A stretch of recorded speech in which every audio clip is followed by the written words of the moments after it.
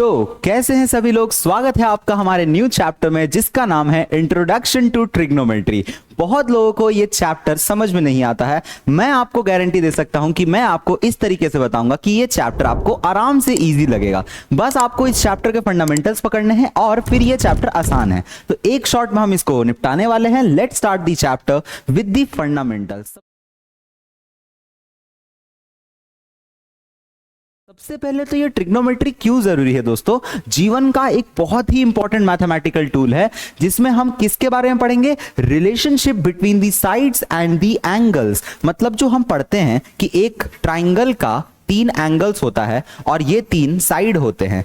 ये तीनों के बीच में क्या रिलेशन है, एंगल्स और साइड्स के बीच में कनेक्टिंग डॉट है दोस्तों ट्रिग्नोमेट्री। तो आपको कहीं पर भी साइड और एंगल में रिलेशन चाहिए होगा तो ट्रिग्नोमेट्री पे आइएगा। अब ट्रिग्नोमेट्री में हमें क्या क्या चीज पढ़ना है वो एक बार डिस्कस कर लेते हैं। तो इसमें हमारे पास टास्क क्या है, 3 पार्ट्स में चैप्टर डिवाइड है। सबसे पहले हम ट्रिग्नोमेट्रिक रेशियोज के बारे में पढ़ेंगे, ट्रिग्नोमेट्रिक रेशियोज कितने होते हैं। फिर हम पढ़ेंगे कि कुछ कुछ एंगल्स जो 0 और 90 के बीच में स्टैंडर्ड एंगल्स होते हैं उनके बारे में पढ़ेंगे। और फिर हम पढ़ेंगे कुछ ट्रिग्नोमेट्रिक आइडेंटिटीज। वेट करना दोस्तों, यहां पर आते आते हमें बहुत सारी चीजें पता चल चुकी होंगी। हमारे पास कुल मिला के 6 ट्रिग्नोमेट्रिक रेशियोज है दोस्तों। 6 ट्रिग्नोमेट्रिक रेशियोज, यहां 3 है, अगले वाले स्लाइड में आपको और 3 मिलेंगे। तो यहां हमारे पास कौन कौन सा है आप देख लेना। 60 रेशियोज में हमारे पास सबसे पहला रेशियो होता है sine theta, cos theta, tan theta. ये 3 हमारे पास नाम होते हैं, sine theta, cos theta, tan theta. But by the way ये थीटा क्या है, एक राइट एंगल ट्राइंगल का एंगल है। ये वाली एंगल राइट ट्राइंगल है। तो हम जिस चीज में डिस्कस करने वाले हैं वो एक राइट ट्राइंगल होने वाला है। थीटा से जस्ट अपोजिट, मतलब इसके जस्ट अपोजिट में हमारे पास होता है परपेंडिकुलर। और थीटा से जस्ट एडजेसेंट, मतलब थीटा के जस्ट नीचे हमारा होता है बेस। तो थीटा से अपोजिट साइड में परपेंडिकुलर है और थीटा से एडजेसेंट साइड में बेस है। तो P और B आपके फिक्स हो जाते हैं। अब बात रही हाइपोटेन्यूज की, तो हाइपोटेन्यूज हमेशा 90 डिग्री से अपोजिट रहेगा। मतलब 90 डिग्री के उल्टा वाला साइड पे हमेशा हाइपोटेन्यूज रहेगा, जो कि सबसे लेंदी साइड होता है हमारा हाइपोटेन्यूज। तो साइन थीटा क्या है दोस्तों, एक रेशियो है। सबसे पहले तो ये साइन थीटा है क्या, एक रेशियो है। तो वो किसका रेशियो है, P और H का। मतलब कि यहां वाली साइड BC और यहां वाली हाइपोटेन्यूज जो कि है AC, तो इन दोनों का रेशियो है। फॉर एग्जांपल आप मान लो कि आपके पास यहां पर एंगल थीटा है और ये वाला 3, 4, 5 का ट्राइंगल है। तो अगर आपको कोई कहेगा कि साइन थीटा लिख के बताओ तो आप क्या करोगे, इसका परपेंडिकुलर जिसकी लेंथ आपकी 3 है और इसका हाइपोटेन्यूज जिसका लेंथ 5 है, आप वो यहां डाल देना। सिमिलरली आपके पास अगर कॉस थीटा के बारे में पूछा है तो कॉस क्या होता है, B और H का, मतलब बेस और हाइपोटेन्यूज का।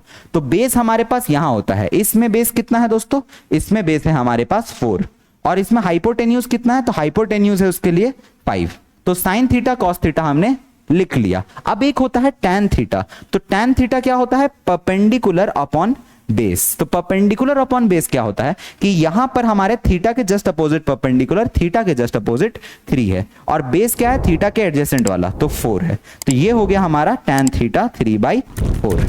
तो ये आप समझ सकते हो कि sine theta, cos theta, tan theta इस तरह से एक राइट एंगल ट्राइंगल में लिखे जाते हैं। तो राइट एंगल ट्राइंगल में याद रखना है sine theta P/H, cos theta B/H, tan theta P/B। 3-4 बार लिखोगे अपने आप आपको एक पैटर्न दिख जाएगा कि याद करने लायक एक पैटर्न है। सिमिलरली अब साइन के रेसिप्रोकल्स है, मतलब कि आप देखोगे यहां पर साइन थीटा क्या होता है, P/H। तो उसी तरह से एक कोसेक थीटा होता है H/P।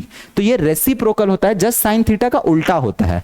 तो आपने अगर साइन थीटा पढ़ा है तो कोसेक थीटा होता है हाइपोटेन्यूज और परपेंडिकुलर का रेशियो। तो इसके लिए अगर हम इसी में लिखेंगे, मान लो वही ट्राइंगल है 3, 4, 5 का, ये एंगल थीटा है, ये 3 है, ये 4 है, ये 5 है।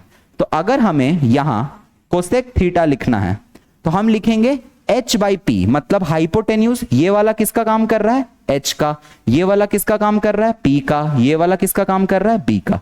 तो H क्या होगा दोस्तों 5, B क्या होगा या P क्या होगा हमारे पास 3। तो ये हो गया कोसेक थीटा। अब देखो सेक थीटा साइन थीटा कितना आया था 3/5, तो कोसेक थीटा कितना आया आपके पास 5/3। तो जस्ट रेसिप्रोकल है, मतलब एकदम जस्ट विपरीत है इसके। अब उसी तरह से आप लिखने की कोशिश करो सेक थीटा। तो सेक थीटा क्या होता है, कॉस थीटा का उल्टा। मतलब कॉस थीटा क्या होता था हमारे पास, कॉस थीटा होता था B/H। तो तो ये क्या होता है h बाई बी, मतलब एकदम जस्ट रेसिप्रोकल है।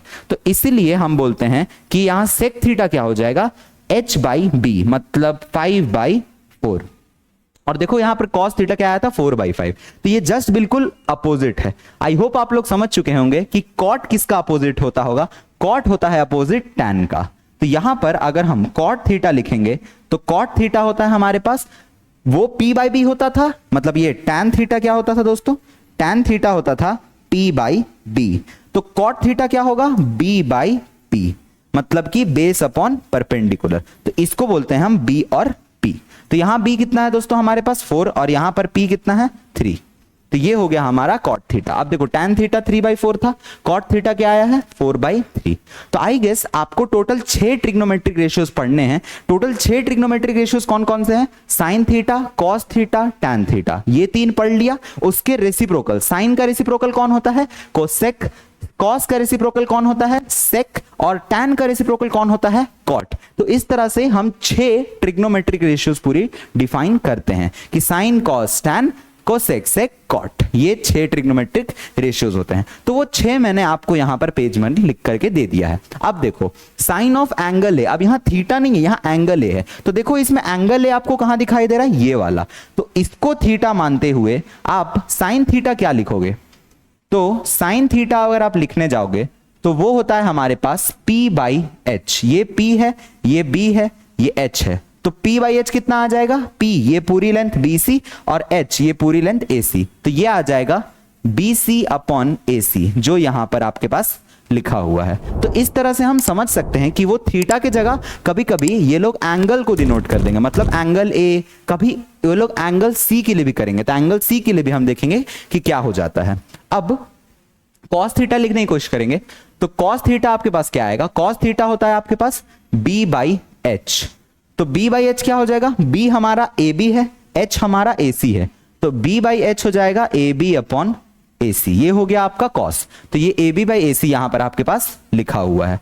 तो इस तरह से आप समझ सकते हो कि साइन होता है परपेंडिकुलर। दोस्तों ये डरने वाली इतनी अंग्रेजी नहीं है, ये परपेंडिकुलर लिखा हुआ है बाई हाइपोटेन्यूज। ये क्या लिखा हुआ है b, ये क्या लिखा हुआ है हाइपोटेन्यूज। तो इस तरह से हम समझ सकते हैं कि यहां पर जितनी भी बातें लिखी हुई है ये सब ट्रू है। और ये देखो यहां क्या लिखा हुआ है, कोसेक साइन का रेसिप्रोकल है, मतलब उल्टा है। सेक कोसाइन का रेसिप्रोकल है, मतलब ये cos लिखा हुआ है, डरना मत, ये cos लिखा हुआ है। कोसाइन मतलब cos का फुल फॉर्म होता है।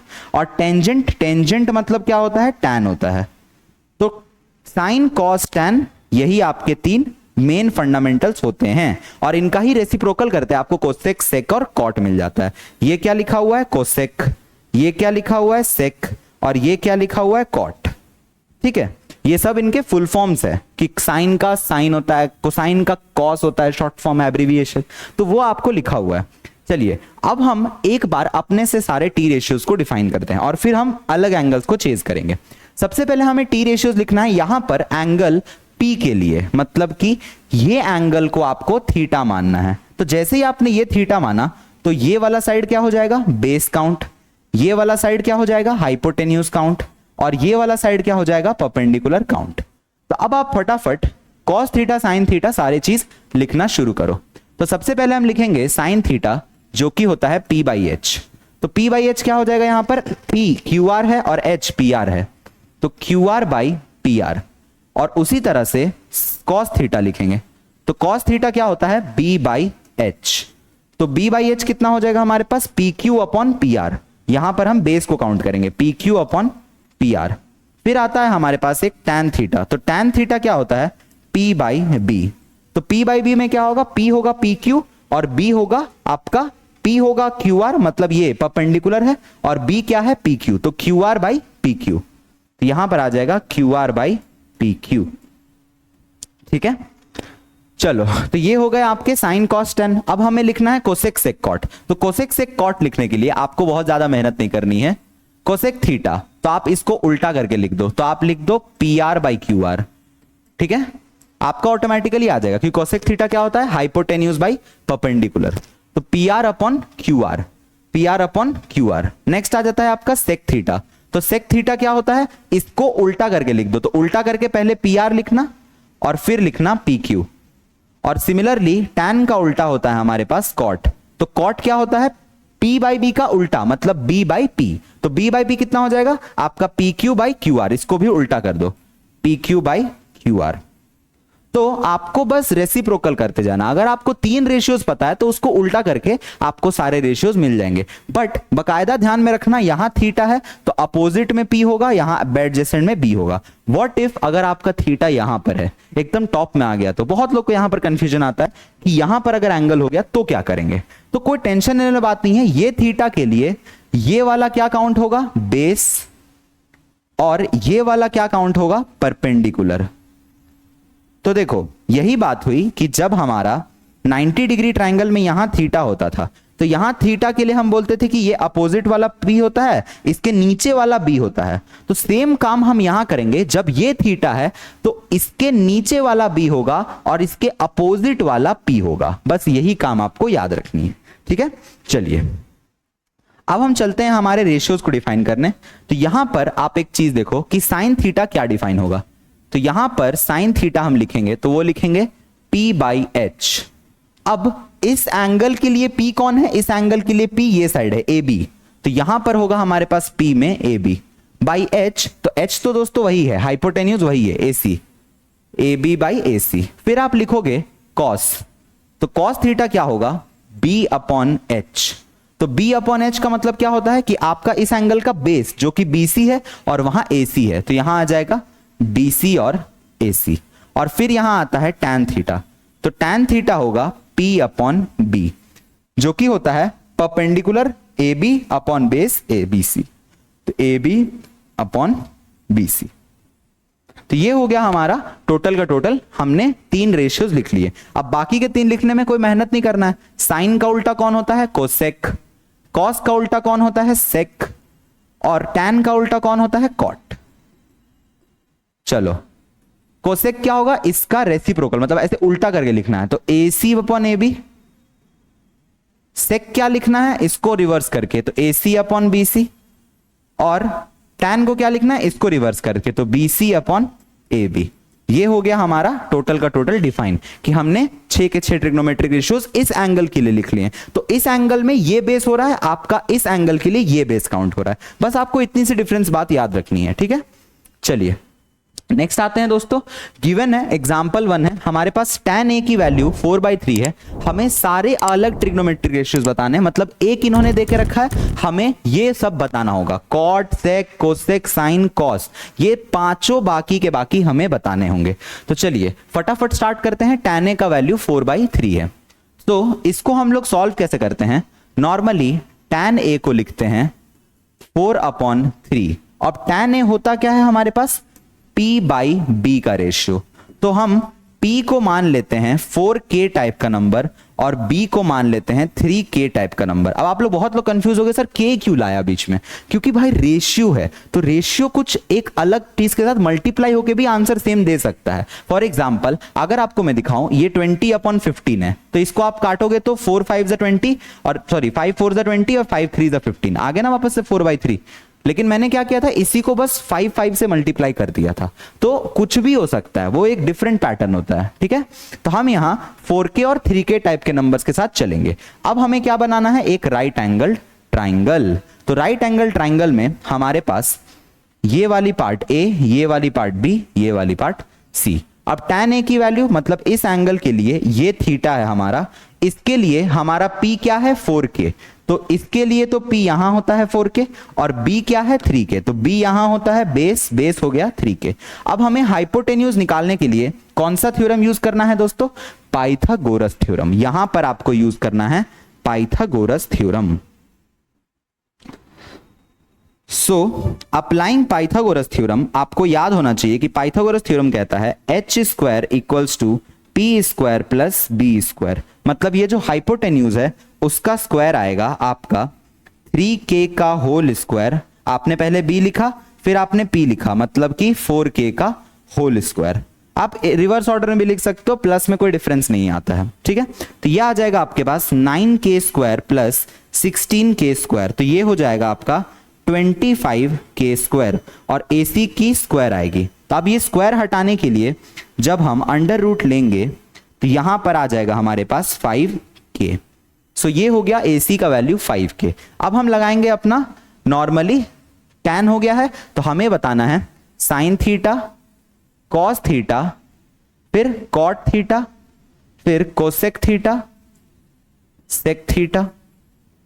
बस ये 5 के हमें आंसर्स बताने हैं। तो चलिए एक एक करके करते हैं। साइन थीटा क्या होता है दोस्तों, याद कर लो, P upon h. Cos theta B upon h. Cot theta tan theta का उल्टा होता है, तो tan थीटा क्या है हमारे पास 4/3, तो यहां आ जाएगा 3/4। अब कोसेक थीटा क्या होता है, इसको निकाल के उल्टा कर देंगे। तो अगर अभी से लिखना है तो आप ऐसे भी लिख सकते हो H अपॉन P, बट निकाल के उल्टा करोगे तो ज्यादा समझ में आ जाएगा, H अपॉन B। चेक भी कर सकते हो। चलो साइन थीटा P/H, हमारे पास कुल मिला के P की वैल्यू कितनी है 4K, B की वैल्यू कितनी है 3K, और H की वैल्यू हमने कितनी लाई है 5K। तो यहां H की वैल्यू 5K आई है, क्योंकि 25 का रूट 5 होता है। चलिए साइन थीटा P/H, तो 4/5, तो यहां आ जाएगा 4K/5K। K से K कैंसल, आंसर आ गया आपका 4/5। तो ये हो गया आपका क्लियर कट आंसर। अब आपने साइन थीटा निकाल लिया तो आपका कोसेक थीटा आ गया 5/4, आपने इसको रेसिप्रोकल कर लिया। सिमिलरली आप अगर cos थीटा निकालोगे तो cos थीटा क्या होता है P/H, मतलब 3K/5K। तो यहां पर आ जाएगा आपका 3K/5K, तो इसकी वैल्यू आएगी आपकी 3/5। तो सेक के जगह क्या आएगा दोस्तों 5/3। और कॉट क्या होता है tan का उल्टा, तो ये tan का उल्टा हो गया। तो हमारे बाकी सारे आंसर्स आ गए। ये आपका साइन एंगल A है, ये आपका कॉस एंगल A है, ये आपका कोसेक एंगल A है। तो इस तरह से हमने सारे ट्रिग्नोमेट्रिक रेशियोज एक ही ट्रिग्नोमेट्रिक रेशियोज से निकाल लिए हैं। एंगल A रीजन ये है क्योंकि आपने पहले थीटा लिया था, बट आपने थीटा को ही एंगल A माना है, तो एक्चुअली में थीटा को एंगल ए से रिप्लेस कर सकते हैं। तो बहुत ही इजी क्वेश्चन था, इसी तरह से हम क्वेश्चंस को निपटाते हैं। नेक्स्ट क्वेश्चन पे आते हैं। If angle B and angle Q are acute angles then sine B equal to sine Q. तो आपको बताना है कि बी और क्यू यहां पर इक्वल होंगे। तो चलिए इसमें हम सॉल्व करते हैं। सबसे पहले अगर आपको साइन बी और साइन क्यू इक्वल देके रखा है तो आपको पहले इनमें साइन बी और साइन क्यू लिखना चाहिए।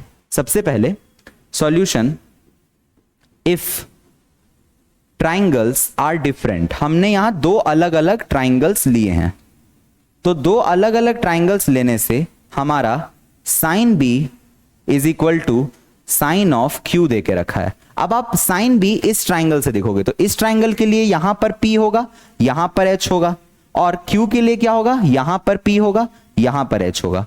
तो जब आप साइन बी लिखोगे तो आप बोलोगे AC अपॉन AB, तो साइन बी की जगह क्या आएगा AC अपॉन AB, क्योंकि साइन बी क्या होता है P/H का ratio.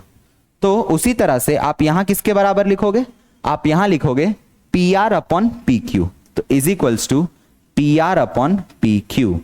So this is the final expression, ये हमें दी हुई है।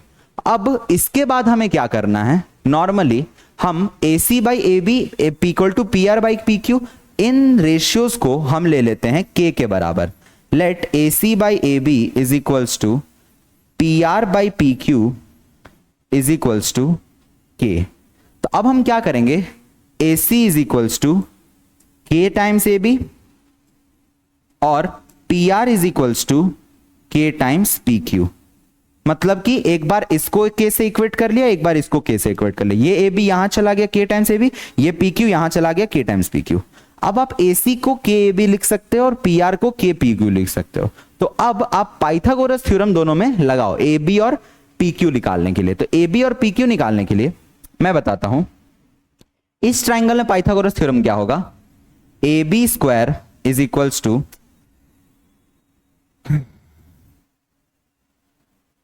AB square is equals to BC square plus AC square.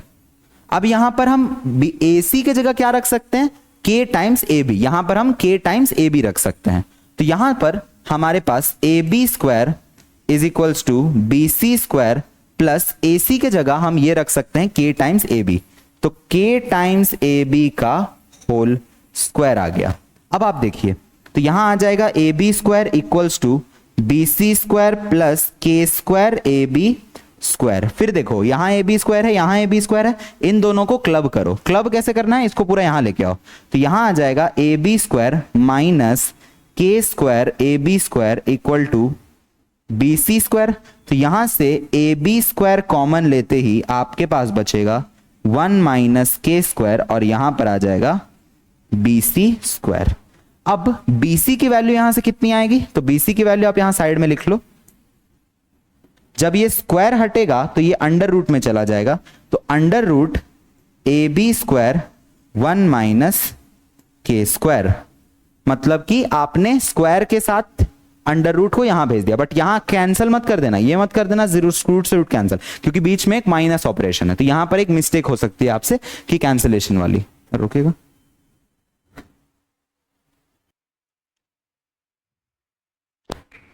तो हम यहां पर कैंसिल तो नहीं कर सकते, बट एक काम क्या कर सकते हैं, बीसी को हम यहां पर ये ए बी को रूट से बाहर ए बी लिख सकते हैं और बाकी चीज के ऊपर एक अंडर रूट लगा सकते हैं इस तरह से। क्योंकि देखो जो स्क्वायर रूट के अंदर नेगेटिव ऑपरेशन है वो नहीं ट्रीट होगा बाहर, बट जो बाकी मल्टीप्लीकेशन के साथ है वो ए बी स्क्वायर, उसको आप रूट के बाहर पुल कर सकते हो। तो ये आपका एक एक्सप्रेशन बन गया। अब उसी तरह से आप सेकंड एक्सप्रेशन को इस ट्राइंगल से ला सकते हो। कैसे, इसमें पाइथागोरस थ्योरम लिखो। तो इसमें पाइथागोरस थ्योरम होगी पी क्यू स्क्वायर होती है Q R square plus P R square. तो यहां पर हम लिखेंगे P Q square plus is equals to Q R square plus, जैसे यहां पर ए सी की जगह के ए बी लिखा है वैसे यहां पी आर की जगह क्या लिखेंगे, के पी क्यू। ये के पी क्यू को यहां पर प्लग इन करना है। तो यहां पर आ जाएगा के स्क्वायर पी क्यू स्क्वायर, मतलब इसके जगह आपने ये सब्स्टिट्यूट कर दिया। अब आप देखो पी क्यू स्क्वायर एक तरफ आ रहा है, तो P Q square minus K square P Q square आ जाएगा equal to Q R square. मैंने इसको यहां भेज लिया। अब यहां भेजते ही पी क्यू स्क्वायर मेरा कॉमन आ गया 1 माइनस के स्क्वायर और यहां पर आ गया क्यू आर स्क्वायर। जब ये स्क्वायर यहां से अंडर रूट में आएगा तो क्यू आर की वैल्यू आएगी P Q square 1 minus K square का अंडर रूट। अब इसको भी हम अंडर रूट के बाहर पुल कर सकते हैं, बट इसका स्क्वायर रूट कैंसिल मत करना। तो यहां पर आ जाएगा क्यू आर की वैल्यू क्या, P Q 1 minus K square का अंडर रूट। तो यह आ गया हमारा पी क्यू और यह आ गया हमारा ए बी। अब देखो इवेंचुअली हमने ये काम कर लिया है कि क्यू आर पी क्यू के टर्म्स में आ चुका है। हाँ, क्यू आर हमारा पी क्यू के टर्म्स में आ चुका है। तो ये हमने पूरी की पूरी कारस्तानी कर ली है। अब हम करते हैं नेक्स्ट काम, जो जितने भी यहां रिलेशंस हमने लाए हैं उनको हम अपने नेक्स्ट पेजेस में लिखते हैं, फिर हमें कुछ रिलेशंस दिखेंगे।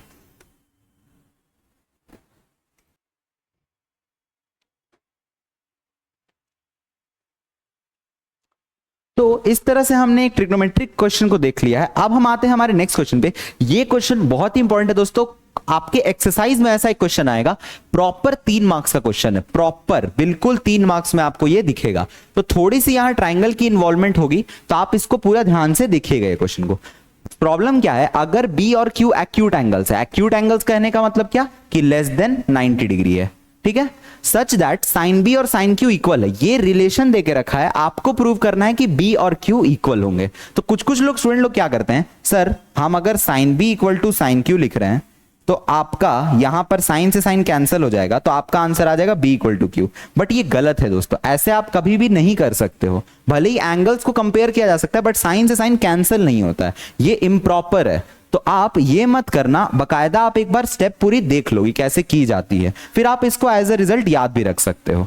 तो sine B equal to sine Q है तो बी इक्वल टू क्यू होगा। सबसे पहले हम यहां 2 अलग अलग ट्राइंगल्स कंसिडर करेंगे। We are considering 2 different triangles. तो सॉल्यूशन में हम क्या लिखेंगे, इन 2 डिफरेंट ट्राइंगल्स, एक ट्राइंगल है हमारे पास A B C and another triangle है हमारे पास पी क्यू आर। अब हम sine B equal to sine Q करते हैं। तो देखो आपको याद होना चाहिए क्या कि साइन थीटा हमारे पास किसका रिलेशन होता है, पी अपॉन एच का। तो अगर मैं इस एंगल को थीटा मान लूं और इस एंगल को भी थीटा मान लूं, तो इसके लिए अपोजिट वाला क्या काम करेगा, पी का। इसके लिए अपोजिट वाला क्या काम करेगा, पी का। एडजेसेंट वाला बी का, यहां पर भी बी का, और यहां पर ये फाइनली एच और एच होगा। चलिए तो साइन बी और साइन क्यू लिखते हैं। तो साइन बी क्या होगा, पी बाई एच, मतलब ए सी बाई ए बी। तो यहां लिखना चाहिए हमें ए सी बाई ए बी। और यहां पर साइन क्यू के लिए क्या लिखेंगे, P R upon P Q. तो यहां पर लिखेंगे हम P R upon P Q. तो ये हमें इक्वल दी हुई है। अब ये इक्वल हमें गिवन है, हम इसको एक नया रेशियो k के साथ अज्यूम कर लेते हैं, इनको मान लेते हैं हम नया रेशियो k, क्योंकि दो चीज अगर रेशियो में है तो हम उसको एक थर्ड रेशियो के इक्वेट कर सकते हैं। तरीका देखो दोस्तों, तरीका इंपॉर्टेंट है सीखना। तो यहां AC इक्वल्स टू क्या आ जाएगा, इस AB को उधर भेजते ही k टाइम्स AB, ये आ गया आपका रिलेशन 1। और उसी तरह से आप यहां PR को क्या लिख सकते हो, k टाइम्स PQ, मतलब PR के जगह आप KPQ यूज कर सकते हो, AC के जगह आप KAB कर सकते हो। सर इतनी चीजें क्यों करना है, तो इतनी चीजें इसलिए करना है दोस्तों क्योंकि हम इस ट्राइंगल में यूज करने वाले हैं पाइथागोरस थ्योरम। हमारी दो साइड्स की रेशियो इक्वल है, थर्ड साइड की रेशियो हम कैसे इक्वल करेंगे, पाइथागोरस को निकाल के। तो थर्ड साइड हमारे पास यहां पर इन तीनों में रिलेशन क्या होता है कि इसका स्क्वायर AB का square should be equal to BC square plus AC square. और यहां पर आप पाइथागोरस क्या लिखोगे, PQ square is equals to QR square plus PR square. अब देखो यहां पर AB हो जाएगा, कोई दिक्कत नहीं है। यहां पर BC के जगह BC लिख दोगे, बट AC के जगह आप क्या यूज करोगे, AC के जगह आप KAB यूज करोगे। तो AC के जगह आप KAB का होल स्क्वायर लिखोगे। अब ये होल स्क्वायर इसके साथ भी डिस्ट्रीब्यूट होगा, इसके साथ भी डिस्ट्रीब्यूट होगा। तो AB स्क्वायर इक्वल टू आ जाएगा आपका BC square plus K square AB square. अब देखो ये AB स्क्वायर, ये AB स्क्वायर, यहां प्लस है ना, तो इसको यहां ले आओ तो ये माइनस हो जाएगा। तो AB square minus K square AB square is equals to BC square. अब आप AB स्क्वायर को कॉमन ले लो तो आपके पास 1 minus K square equals to आ जाएगा BC स्क्वायर। अब आप जो थर्ड साइड आपके बारे में नहीं दी हुई है वो कौन सी साइड है, यहां AC है, AB है, BC नहीं है। तो आप एक काम करो, BC की वैल्यू ले आओ। तो BC की वैल्यू क्या होगी, AB square 1 minus K square का अंडर रूट। तो इसको मैं यहां लिख देता हूं, यहां पर BC की वैल्यू अंडर रूट। अच्छा एक मिनट, यहां पर आप लोगों को एक चीज समझना बहुत जरूरी है कि यहां AB स्क्वायर अंडर रूट से बाहर आ जाएगा, बट ये माइनस वाला नहीं आ पाएगा। क्यों, क्योंकि स्क्वायर रूट माइनस के साथ कैंसिल नहीं होता, बट इनटू के साथ हो सकता है। तो इसका मतलब आप AB स्क्वायर को बाहर पुल कर सकते हो, AB स्क्वायर का आपका AB आ जाएगा, बट ये जो ब्रैकेट के अंदर लिखा हुआ है वो रूट के ही अंदर रहेगा। तो ये यहां पर ऐसे इवेंचुअली रूट में रह जाएगा। सो this is the value of BC। और इसी तरह से आपका यहां पर BC है तो यहां पर क्या आएगा, QR, तो यहां पर QR आ जाएगा। यहां पर AB आया है ना हाइपोटेन्यूज, तो यहां पर भी AB, यहां पर हाइपोटेन्यूज PQ आ जाएगा। PQ 1 माइनस K स्क्वायर का अंडर रूट। और ये मैंने सिमिलरली लिख दिया है, सिमिलरली, क्योंकि यहां पर इसको ये देख करके मैंने सिमिलर किया है, क्योंकि यहां PR के जगह आप रखोगे KPQ, सेम स्टेप्स करोगे आपका सेम रिलेशन आएगा। तो ये हो गया हमारा 1 रेशियो, ये हो गया हमारा 2 रेशियो। अब हम इन दोनों को अपने नेक्स्ट पेज में लिख लेते हैं। तो BC की वैल्यू क्या आई है दोस्तों, BC की वैल्यू हमारी AB 1 माइनस K स्क्वायर का अंडर रूट आई है। और यहां से हमारे पास कौन वैल्यू है, QR की वैल्यू PQ, QR की value PQ 1 minus K square का अंडर रूट आया है। अब इन दोनों को क्या कर देना चाहिए दोस्तों, डिवाइड। अब बोलोगे डिवाइड का मोटिवेशन कहां से आएगा सर, डिवाइड बोथ इक्वेशंस। आप मोटिवेशन बताइए, डिवाइड क्यों करना है, क्योंकि डिवाइड इसलिए करना है दोस्तों क्योंकि देखो ये टर्म यहां भी आ रही है, ये टर्म यहां भी आ रही है, तो दोनों को डिवाइड करने पे वो लोग दोनों कैंसिल हो जाएंगे। तो हमारे पास BC upon QR is equals to AB 1 minus K square का अंडर रूट, और यहां पर आ जाएगा PQ 1 माइनस K स्क्वायर का अंडर रूट। ये पूरा ही टर्म कैंसिल हो गया। तो आपके पास क्या आ गया, BC by QR is equal to AB by PQ। But आप ये बात जानते हो कि AB बाई PQ किसी और के बराबर था, और वो किसके बराबर था, AB बाई PQ हमारे पास AB अपॉन PQ, अच्छा इनको इधर इधर कर दोगे तो वो AC अपॉन PR के इक्वल आ जाएगा। फॉर एग्जाम्पल मैं आपको इस चीज को लिख के दिखाता हूं, ठीक है। हमारे पास क्या दिया हुआ था, AC upon AB is equals to, हमने क्या माना है, PR अपॉन PQ। तो यहां पर आ जाएगा आपके पास PR upon PQ is equals to K। अब आप प्ले करो, इसके साथ पूरा खेलो। तो आपको AB बाई PQ चाहिए ना, तो AB को ऊपर भेज दो और ये PQ को यहीं रहने दो, आप PR को नीचे ले आओ। तो यहां पर AC by PR is equals to आ जाएगा AB by P Q, but A B by P Q तो यहां पर B C by Q R है, तो इसका मतलब A B by P Q इसके इक्वल है A C by P R के, और ये इसके इक्वल है और यही चीज इसके इक्वल है। तो इवेंचुअली हमारा ये काम बनता है कि आपका ये दोनों, ये और ये भी लिंक्ड क्या होगा, इक्वल होगा। ये बेसिक मैथमेटिक्स है दोस्तों, कि अगर ये इसके इक्वल है, ये इसके इक्वल भी है, ये दोनों इन दोनों के इक्वल्स हैं, तो वो जो थर्ड वाली क्वांटिटीज है वो दोनों ही बराबर होंगे। सो हम तीनों को एक साथ में लिख सकते हैं, A B by P Q is equal to A C by P R is equals to B C by Q R. तो ये हो गया हमारा पूरा का पूरा ड्रॉ। अब हम वापस से अपने दो राइट एंगल ट्राइंगल्स को बना लेते हैं। तो यहां पर हमारे पास एक राइट ट्राइंगल था और यहां पर हमारे पास दूसरा राइट ट्राइंगल था। ये वाला राइट ट्राइंगल क्या नाम था इसका, ए बी सी। हाँ देखो, ए सी, सी पे राइट ट्राइंगल है, तो ये हो गया ए सी बी, और यहां पर हो जाएगा पी क्यू आर। अच्छा यहां क्यू है, क्यू आर पी। अब देखो, ए बी हाइपोटेन्यूज, उसके हाइपोटेन्यूज है पी क्यू, मतलब इनका लिंक्ड है। फिर ए सी आपका पी आर से लिंक्ड है, और सिमिलरली आपका बी सी क्यू आर से लिंक्ड है।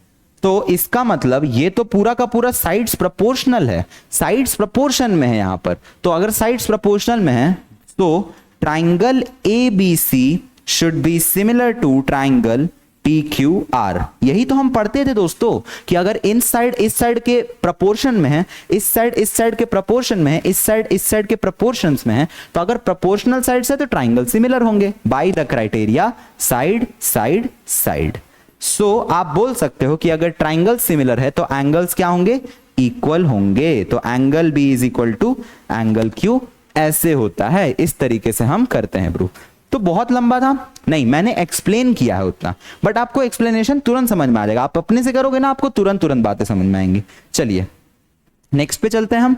नेक्स्ट हमारे पास आता है एग्जांपल नंबर 3, जिसमें हम एक राइट ट्रायंगल लेंगे। हमें ये सब चीजों की वैल्यू बतानी है। Cos square theta plus sign square theta, by the way ये 1 होता है, आ जाएगा 1 अपने आप। Cos square theta minus sine square theta, ये नहीं होता है कुछ, तो इसको हम लोग निकाल के चेक करते हैं। अब निकालेंगे कैसे, वही नॉर्मल। हमारे पास ए बी की वैल्यू कितने देके रखी है इन्होंने, 29 यूनिट्स। फिर हमें बीसी की वैल्यू कितने देके रखी है इन्होंने, 21 यूनिट्स। और हमें एंगल एबीसी थीटा देके रखा है। अब आप देखो, ये थीटा के नीचे वाला हमारा बेस का काम करता है, थीटा के अपोजिट वाला परपेंडिकुलर, और ये होता है हाइपोटेन्यूज। चलिए अब हम अपना शुरू करते हैं वही पाइथागोरस थ्योरम। तो हम पाइथागोरस थ्योरम से क्या बोल सकते हैं, P square plus B square is equals to H square. तो पी तो हमें पता नहीं है, बट ये कितना आ जाएगा दोस्तों, 21 square is equals to 29 square. तो पी स्क्वायर की वैल्यू आ जाएगी 29 स्क्वायर माइनस 21 स्क्वायर। अब आप नॉर्मली इवेंचुअली कैसे कैलकुलेट करते हो, इसकी स्क्वायर निकालोगे, इसकी स्क्वायर निकालोगे, माइनस करोगे। बट मैं आपको एक ट्रिक बताता हूं। यहां पर आप इसको ऐसे कैलकुलेट कर सकते हो, अलजेब्रा की पावर से। ए स्क्वायर माइनस बी स्क्वायर क्या होता है, ये होता है ए प्लस बी और ए माइनस बी।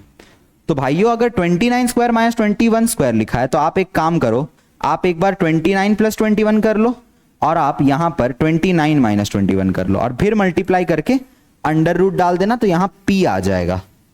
अब देखो 29 प्लस 21 कितना हो गया तुम्हारे पास, 29 प्लस 1 30 और 20 50, तो यह आ गया 50 इंटू, यहां पर आपके पास कितना आ जाएगा, 29 में से 21 गया, तो आपके पास आ जाएगा 8। तो ये हो गया हमारा सॉल्व। अब 50 इंटू 8 कितना होता है दोस्तों, 50 इंटू 8 आप तो सबको जानते होंगे 400 होता है। 400 का अंडर रूट लेना है, ये आ गया 20। इवेंचुअली आपने कैलकुलेट कर लिया इजी वे में, ना आपको कैलकुलेशन की जरूरत पड़ी, तुरंत फटाफट a plus b a minus b लगाया, तुरंत आंसर आ गया। तो हमारा p आ गया बेसिकली 20। तो ये वाली वैल्यू कितनी है, 20 है। चलिए तो अब हम चलते हैं हमारे cos square theta plus sign square theta पे। सबसे पहले तो हम कॉस थीटा की वैल्यू बता लें। कॉस थीटा होता है b बाई एच, तो b कितना है 21 अपॉन h 29, तो यह आ जाएगा 21 अपॉन 29। और फिर आपका होता है साइन थीटा, तो साइन थीटा क्या होता है दोस्तों, p बाई एच। तो p बाई एच कितना होगा आपके पास, p 20 बाई h 29, तो 20 अपॉन 29।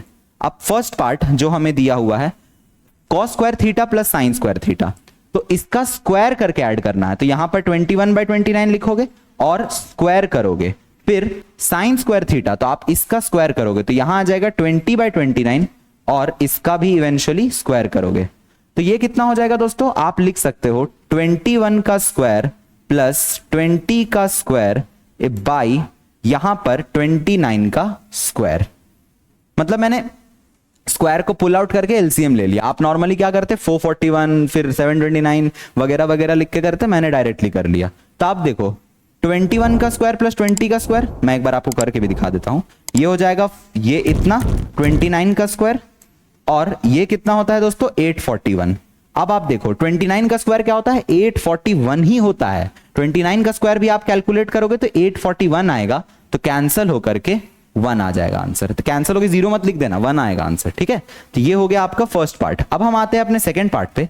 सेकंड पार्ट हमारे पास क्या है दोस्तों, cos square theta minus sine square theta. तो आप इन दोनों को स्क्वायर करके इस बार माइनस करोगे तो 21/29 का होल स्क्वायर, 21/29 का whole square minus sine square theta, तो ये आ जाएगा 20/29 का whole square.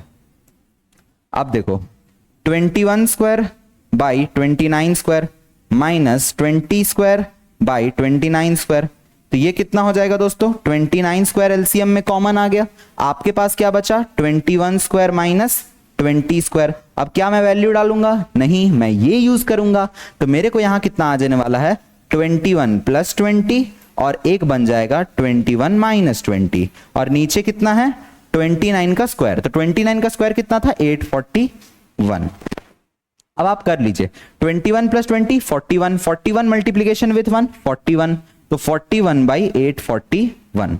This is the final answer. ये है हमारा फर्स्ट आंसर और ये है हमारा सेकंड आंसर। तो बहुत ज्यादा टफ था नहीं, कैलकुलेटिव है और कुछ नहीं है इसके अंदर, ये सिर्फ कैलकुलेटिव टाइप के सवाल हैं। अब हम आते हैं नेक्स्ट क्वेश्चन पे, जिसमें हम एक राइट ट्रायंगल एबीसी को ट्राई करेंगे।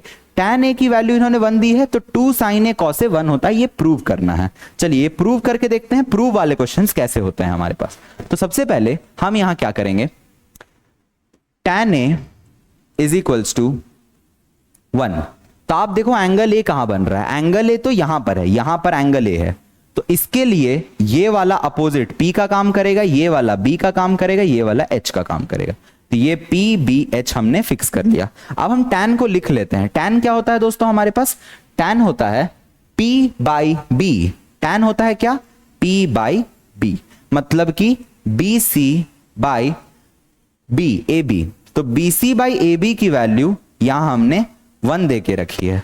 तो अगर BC बाई AB की वैल्यू यहां पर 1 है तो आप एक चीज समझ सकते हो कि BC और AB क्या है, इक्वल लेंथ के हैं। क्यों, क्योंकि देखो ये यहां क्रॉस मल्टीप्लाई होगा तो BC इक्वल टू AB आ जाएगा। सो यहां पर ये ट्राइंगल आइसोसेलेस हो जाती है, ये और ये आइसोसेलेस है, तो ऑटोमेटिकली ये एंगल और ये वाली एंगल भी क्या होगी, बराबर होगी।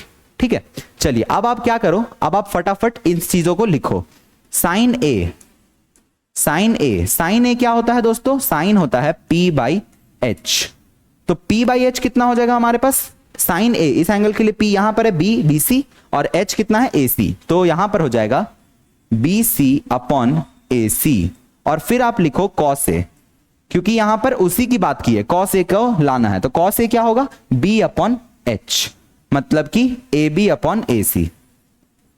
तो यहां AB अपॉन AC होगा। अब आपने जो कहा है वो आप करो, ये प्रूव करना है ना, तो आप इसी को निकाल लो। तो 2 sin A cos A की वैल्यू यहां क्या आएगी मैं आपको बताता हूं। 2 sin A के जगह आप क्या रखोगे, ये वैल्यू को BC अपॉन AC को, और cos A के जगह आप क्या रखोगे, ये वैल्यू को AB अपॉन AC को।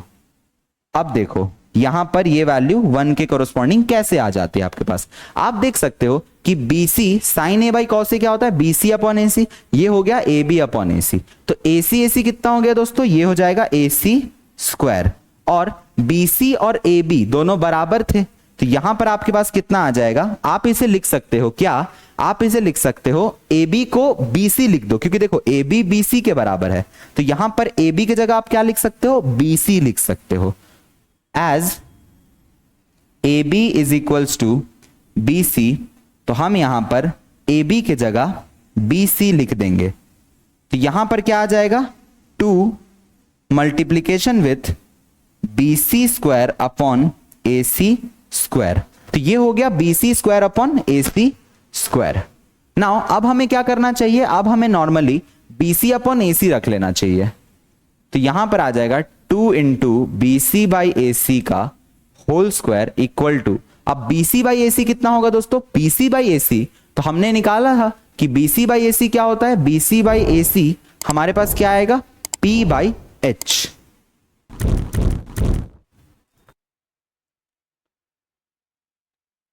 Let's move on our next question, जो है हमारा एक राइट ट्राइंगल एबीसी में राइट एंगल एट बी है। आपको tan A की वैल्यू 1 देके रखी है, आपको वेरीफाई करना है, मतलब आपको एक तरह से देखना होगा कि इसकी वैल्यू 1 आ रही है या नहीं आ रही है। बाय द वे ये वैल्यू भी 1 ही आएगी, अगर tan A 1 है तो ये वैल्यू भी 1 आएगी। अब कैसे आएगी, ईश्वर भरोसा रखते हुए जो डेटा आपको गिवन है ना उसको एक बार बनाने की कोशिश करते हैं, ठीक है। आपको सब कुछ समझ में अपने आप आ जाएगा। सबसे पहले आप लिखिए tan A is equals to 1, और tan हमारे पास किसका रेशियो होता है, P और B का। बाय द वे यहां 1 के नीचे भी एक 1 ही लिखा हुआ है, इसका मतलब हमारा P जो होगा वो 1K टाइप का नंबर होगा, और जो B होगा वो भी 1K टाइप का नंबर होगा।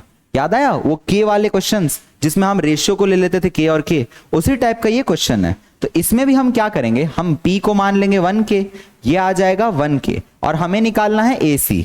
तो हम जानते हैं AC का स्क्वायर होता है इसका स्क्वायर, मतलब कि 1K का स्क्वायर प्लस ये परपेंडिकुलर स्क्वायर।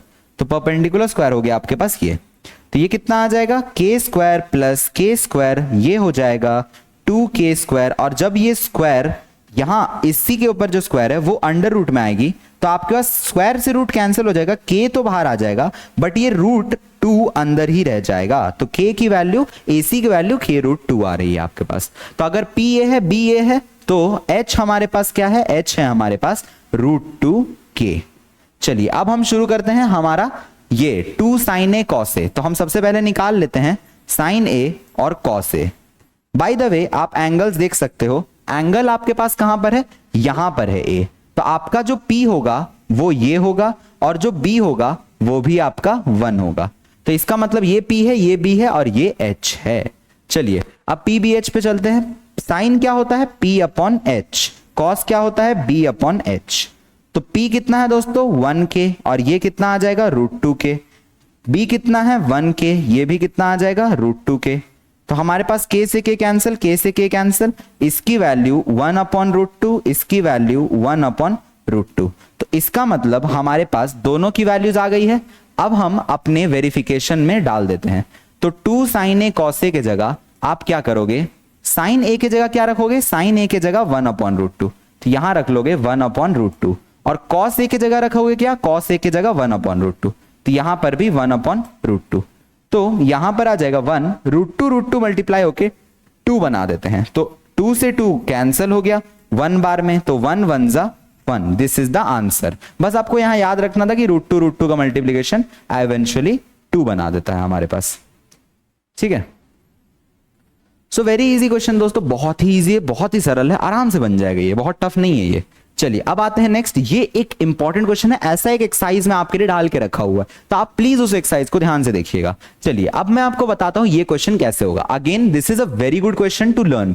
ये बहुत ही एक प्यारा क्वेश्चन है, आपको बहुत कुछ सिखा के जाएगा, तो प्लीज इसको पूरी अच्छी से देखना। सबसे पहले ओपी की वैल्यू हमें दी हुई है 7, तो हम ये ओपी की वैल्यू लिख लेते हैं, हमारे पास कितनी है 7 सेंटीमीटर। और हमें एक रिलेशन दिया है OQ माइनस PQ, मतलब ये जो लेंथ है और ये PQ जो लेंथ है, PQ, OQ और PQ, इन दोनों का डिफरेंस 1 है। कुछ भी हो सकता है, 7 6 8 7 कुछ भी हो सकता है। तो इसका मतलब हम लिख लेते हैं OQ minus PQ is equals to 1 centimetre. अब हम क्या करेंगे, हमें बताना है साइन Q कॉस Q की वैल्यूज क्या होंगी। इस एंगल के लिए हमें साइन और कॉस की वैल्यूज बतानी है। तो चलिए साइन और कॉस की वैल्यूज हम कैसे निकालेंगे, सबसे पहले आप यहां देखिएगा, इससे मैं हिंट लूंगा। मैं मान लेता हूं let PQ is equals to x, तो यहां पर मैं अगर OQ माइनस PQ के जगह x रख दूं तो यहां आ जाएगा 1।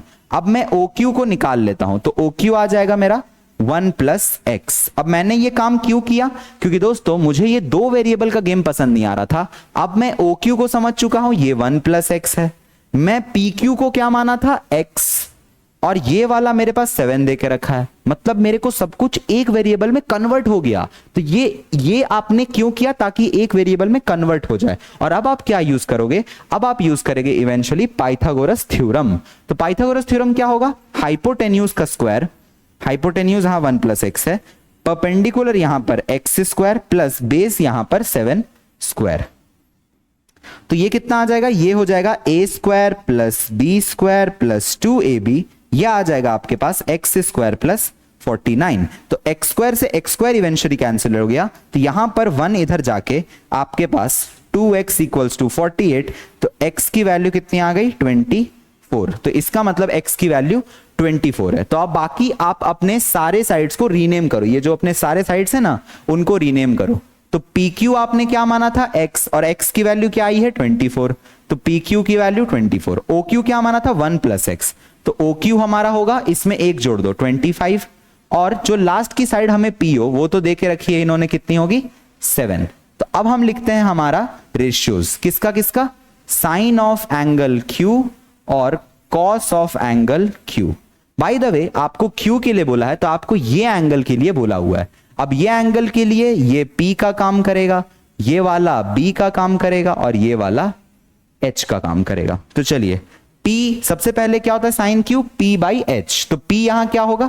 ये पूरी length PO 7 centimetre upon H। तो H कितना है? QO। QO क्या है हमारे पास? 25। तो ये हो गया 7 अपॉन 25। कॉस Q क्या होता है? B by H। तो B क्या है हमारे पास? यहां X है, X कितना आया था? X हमारे पास आया था 24। तो ये हो जाएगा 24 अपॉन H क्या है हमारे पास? H तो 24 में 1 जोड़ दो 25 आ जाएगा। तो ये हो गया 25। This is the final answer. तो आई होप आपको समझ में आ गया होगा। बहुत ही इजी क्वेश्चन है जिसमें क्वाड्रेटिक निकल के कट जाता है, बहुत लंबा नहीं है, बहुत इजी था, बट आपको ये सॉल्व करना आना चाहिए। चलिए now we have the exercise questions. तो एक्सरसाइज क्वेश्चंस आप खुद से ट्राई करिएगा, ये आपके लिए डू इट योरसेल्फ रहेंगे। ये आपके लिए DIY प्रॉब्लम है दोस्तों, मतलब आप डू इट योरसेल्फ में इसको ले सकते हो, ठीक है? ये आपका प्रॉब्लम है।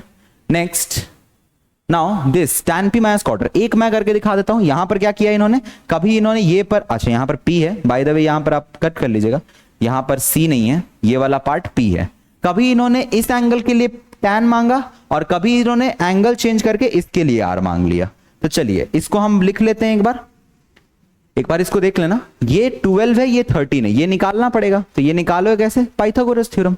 तो आप लिखोगे सबसे पहले पाइथागोरस थ्योरम को।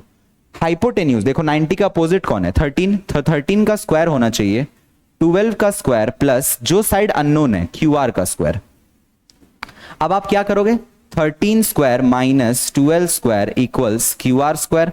तो इसको लिख दोगे A प्लस B, और यहां पर लिख दोगे A माइनस B। तो ये हो जाता है QR स्क्वायर। तो ये हो जाएगा कितना दोस्तों? 13 12 25, और ये कितना हो जाएगा? 1। तो QR स्क्वायर की वैल्यू 25 इंटू 1 तो वो हो जाती है 25, और उसका अंडर रूट ले लो। तो QR की वैल्यू कितनी आ गई? 5 सेंटीमीटर। तो QR की वैल्यू हमारी 5 सेंटीमीटर है। अब जो यहां राइट ट्रायंगल इन्होंने दे के रखी है, मैं उसको दोबारा यहां पर अलग से फ्रेम करता हूं, क्योंकि मुझे ऐसा नहीं चाहिए कि आप लोगों को समझ में नहीं आना चाहिए। देखो जब R एंगल यहां पर है तो आपका इस एंगल का अपोजिट ये P होगा, ये B होगा, और ये H होगा। लेकिन जब आप यहां पर एंगल Q कंसीडर करोगे, ये वाली एंगल को कंसीडर करोगे, तो आपके लिए ये P का काम करेगा, ये वाला B का काम करेगा। यही समझना है बहुत जरूरी है। R को कंसीडर करोगे तो B नीचे आ रहा है, और P को कंसीडर करोगे तो B यहां परपेंडिकुलर पे आ रहा है, ठीक है? तो अब हम लिखेंगे यहां पर tan P minus cot R। तो tan P की वैल्यू क्या होगी? P आप इस एंगल से देख सकते हो, इस एंगल के लिए P बाई B, tan होता है P अपॉन B का रेशियो, तो QR अपॉन PQ। तो यहां पर आ जाएगा QR अपॉन PQ, और यहां पर आप लिखोगे cot ऑफ R। तो cot ऑफ R क्या होगा? B ऑन P, मतलब tan का उल्टा होता है। tan क्या होता है दोस्तों? आपको अगर याद नहीं है तो मैं आपको एक बार याद दिला देता हूं।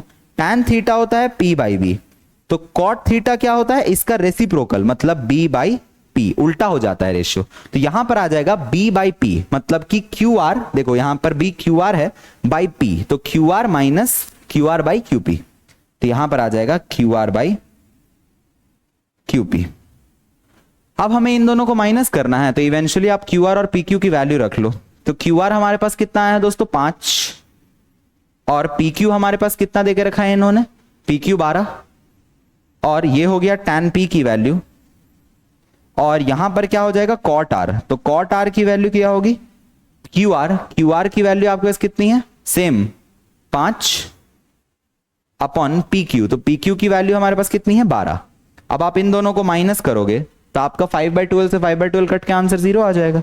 सो आपके पास tan of p minus cot of r, answer कितना आ रहा है 5/12 माइनस 5/12, इवेंचुअली आंसर 0 हो गया। सो इन दोनों साइड्स के tan और cot का रेशियो 0 डिफरेंस देते हैं। तो very easy question, not a very tough one, ये आप कर सकते हो अपने से। साइन इक्वल टू 3/4, क्या स्टैंडर्ड क्वेश्चन है, इजी, आप ये भी अपने DIY में ले लो, आपको ये डू इट योरसेल्फ में रखना है, ठीक है, ताकि प्रैक्टिस आप हो। अब ये 15 cot a इक्वल टू 8, तो ऐसे में बहुत लोग प्रॉब्लम, 15 cot a क्या करे सर, तो देखो भाई cot a आप 15 को नीचे पुल कर लो तो 8/15 आ जाएगा, बस। अब क्या, ये आपका b है, ये आपका p है, तो b की वैल्यू 8k होगी, p की वैल्यू 15k होगी।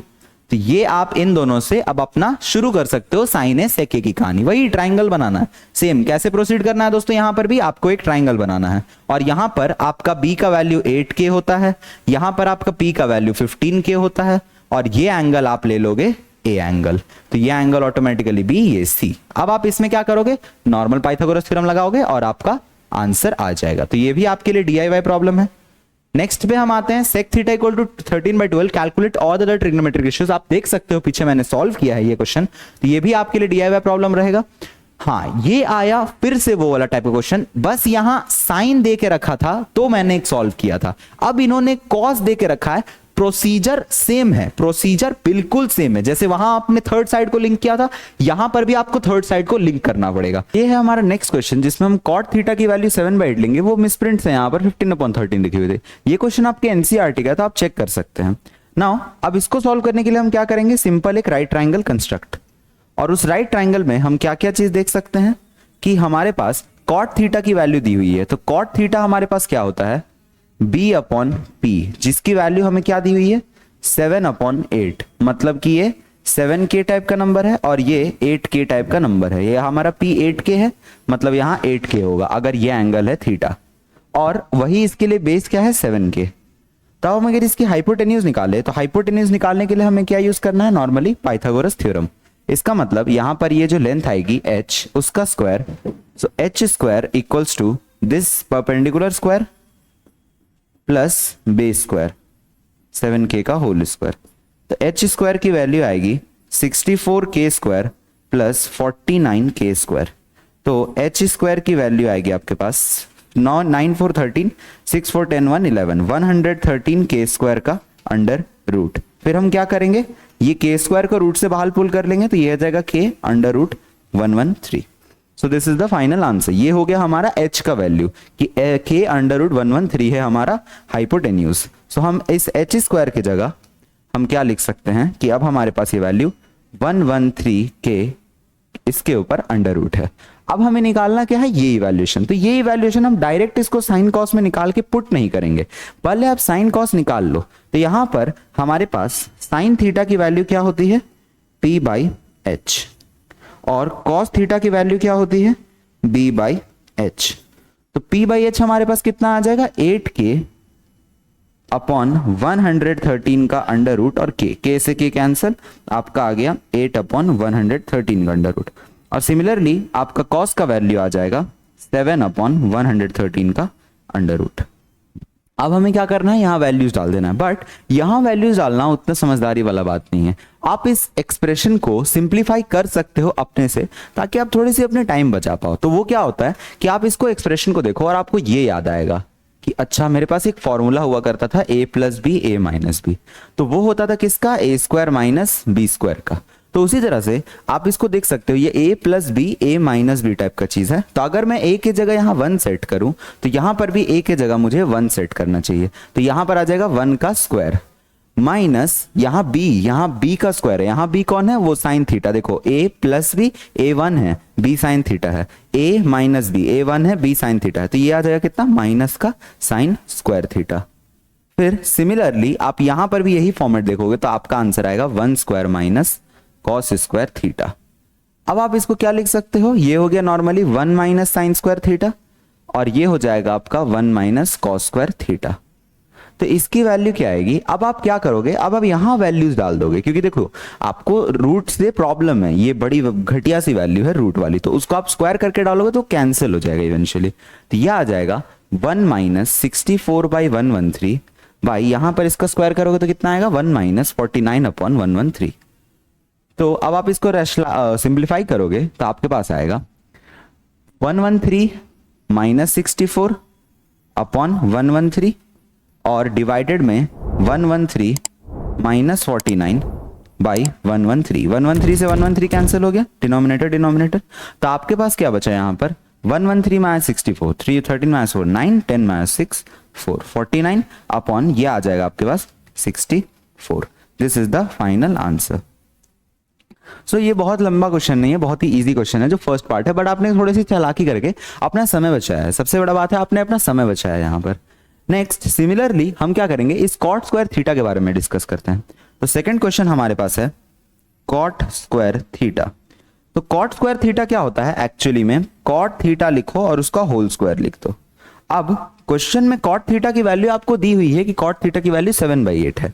तो अगर आप ध्यान से यहां 7/8 पुट कर दोगे तो 7/8 का स्क्वायर आपका कितना आ जाएगा इवेंचुअली 49/64। मतलब कि 7 का स्क्वायर 49, 8 का square 64। This is the final answer. ये आप आराम से कर सकते हो, ठीक है। नेक्स्ट पे आते हैं, if 3 cot A is equal to this, check whether। तो आप ये अपने से करना, मैं आपको हिंट दे देता हूं आपको कैसे करना है। सबसे पहले आप इस 3 को नीचे पुल ऑन करो तो आपके पास कुछ ऐसा आएगा, cot A is equals to 4/3। फिर आप क्या यूज करोगे अपना नॉर्मली ट्राइंगल। तो ये ट्राइंगल आप यूज करके आप बताओगे कि कॉट की वैल्यू b अपॉन p, मतलब कि ये वाले आपकी 4 है और ये वाली वैल्यू 3 है अगर ये एंगल थीटा है तो। और फिर आप यहां से क्या डिड्यूस करोगे, sine theta, cos theta, tan theta. By the way tan theta तो आपका इसी का रेसिप्रोकल हो क्योंकि कॉट ए है। अगर ये एंगल में ए मान लूं तो वहां पर मैं टैन थीटा लिखूं या टैन ए लिखूं, दोनों बात एक ही है। तो अगर मैं इसका रेसिप्रोकल कर दूं तो आपके पास आ जाएगा 3/4 और ये वैल्यूज को आपको यहां सब्स्टिट्यूट करना है और यहां सब्स्टिट्यूट करना है। कॉस जो आएगा उसको आपको यहां सब्स्टिट्यूट करना है और साइन को आपको यहां सब्स्टिट्यूट करना है। तो जाके आपको पता चलेगा कि LHS इक्वल्स टू RHS है या नहीं है। तो आपको वेरीफाई क्या करना है दोस्तों, यहां पर verify LHS equals to RHS और नॉट। तो ये आप खुद से कर सकते हो, ये मैं आपके लिए DIY प्रॉब्लम छोड़ रहा हूं कि आप अपने से इसको बना सकते हो, ठीक है। This is not a very complicated problem. Next पे आते हैं। नेक्स्ट हमारे पास किस टाइप का है, ये कि यहां पर हमें in right angle at B if tan A equals to 1/√3 तो find the value of this thing. तो ये एक्चुअली में आपके पास क्या होगा, आप नॉर्मली एक राइट ट्राइंगल ड्रॉ कर लो और राइट ट्राइंगल में नाम भी दे दो कि आपके पास राइट एंगल बी पे है, मतलब ये एंगल बी वाला 90 डिग्री होगा। ऊपर में हमारे पास A है, यहां कॉर्नर में C है। tan A की वैल्यू 1/√3 है। तो हम जानते हैं दोस्तों tan क्या होता है हमारे पास, परपेंडिकुलर अपॉन बेस का रेशियो। तो ये हो गया हमारा P, ये हो गया हमारा B। तो P की वैल्यू हम क्या लेंगे 1K टाइप की और B की वैल्यू हम क्या लेंगे √3K टाइप की। तो हमारे पास परपेंडिकुलर की वैल्यू देखो, एंगल कौन सा है, एंगल ये है, तो इसके लिए परपेंडिकुलर कहां होगा, इसके जस्ट अपोजिट वाला। तो परपेंडिकुलर की वैल्यू 1K है, तो ये 1K हो गया। और सिमिलरली हमारे पास B की वैल्यू √3K है। तो यहां पर हमारे पास बेस, इसी एंगल के लिए बेस कौन होगा, ये वाला, इसके जस्ट नीचे वाला। तो ये हो जाएगा √3K। अब हम पाइथागोरस थ्योरम निकाल के नॉर्मली क्या निकाल सकते हैं, इसकी हाइपोटेन्यूज की लेंथ। तो हाइपोटेन्यूज की लेंथ क्या आएगी, हाइपोटेन्यूज की लेंथ इज इक्वल टू इसका स्क्वायर √3K का होल स्क्वायर प्लस 1K का होल स्क्वायर। तो ये आ जाएगा आपके पास 3K square plus 1K square जो कि आएगा 4K स्क्वायर। ये हो गया H स्क्वायर। तो H की वैल्यू क्या आएगी, स्क्वायर इधर जाके अंडर रूट, तो 4K स्क्वायर का अंडर रूट। तो आंसर आएगा आपके पास 2K। तो H की वैल्यू 2K आ रही है। अब H की वैल्यू एक एक करके हमें यहां पुट करनी पड़ेगी। तो अब हम निकालेंगे क्या, sine A cos A sine C cos C, सारे वो एंगल्स निकाल लेते हैं। सबसे पहले हम एंगल A की बात करते हैं। तो साइन A कॉस A और फिर साइन C कॉस C। अब यहां पर क्या होगा, साइन A की वैल्यू, तो साइन A की वैल्यू हमारे पास क्या होगी इस एंगल के लिए P/H। तो हमारे पास H की वैल्यू 2K है। तो P अपॉन एच कितना आ जाएगा 1k अपॉन 2k, मतलब 1 अपॉन 2, के हटा दो। कॉस की बात करें तो B अपॉन एच, तो B अपॉन एच मतलब √3 और 2, के कैंसिल हो जाएंगे, तो √3 और 2।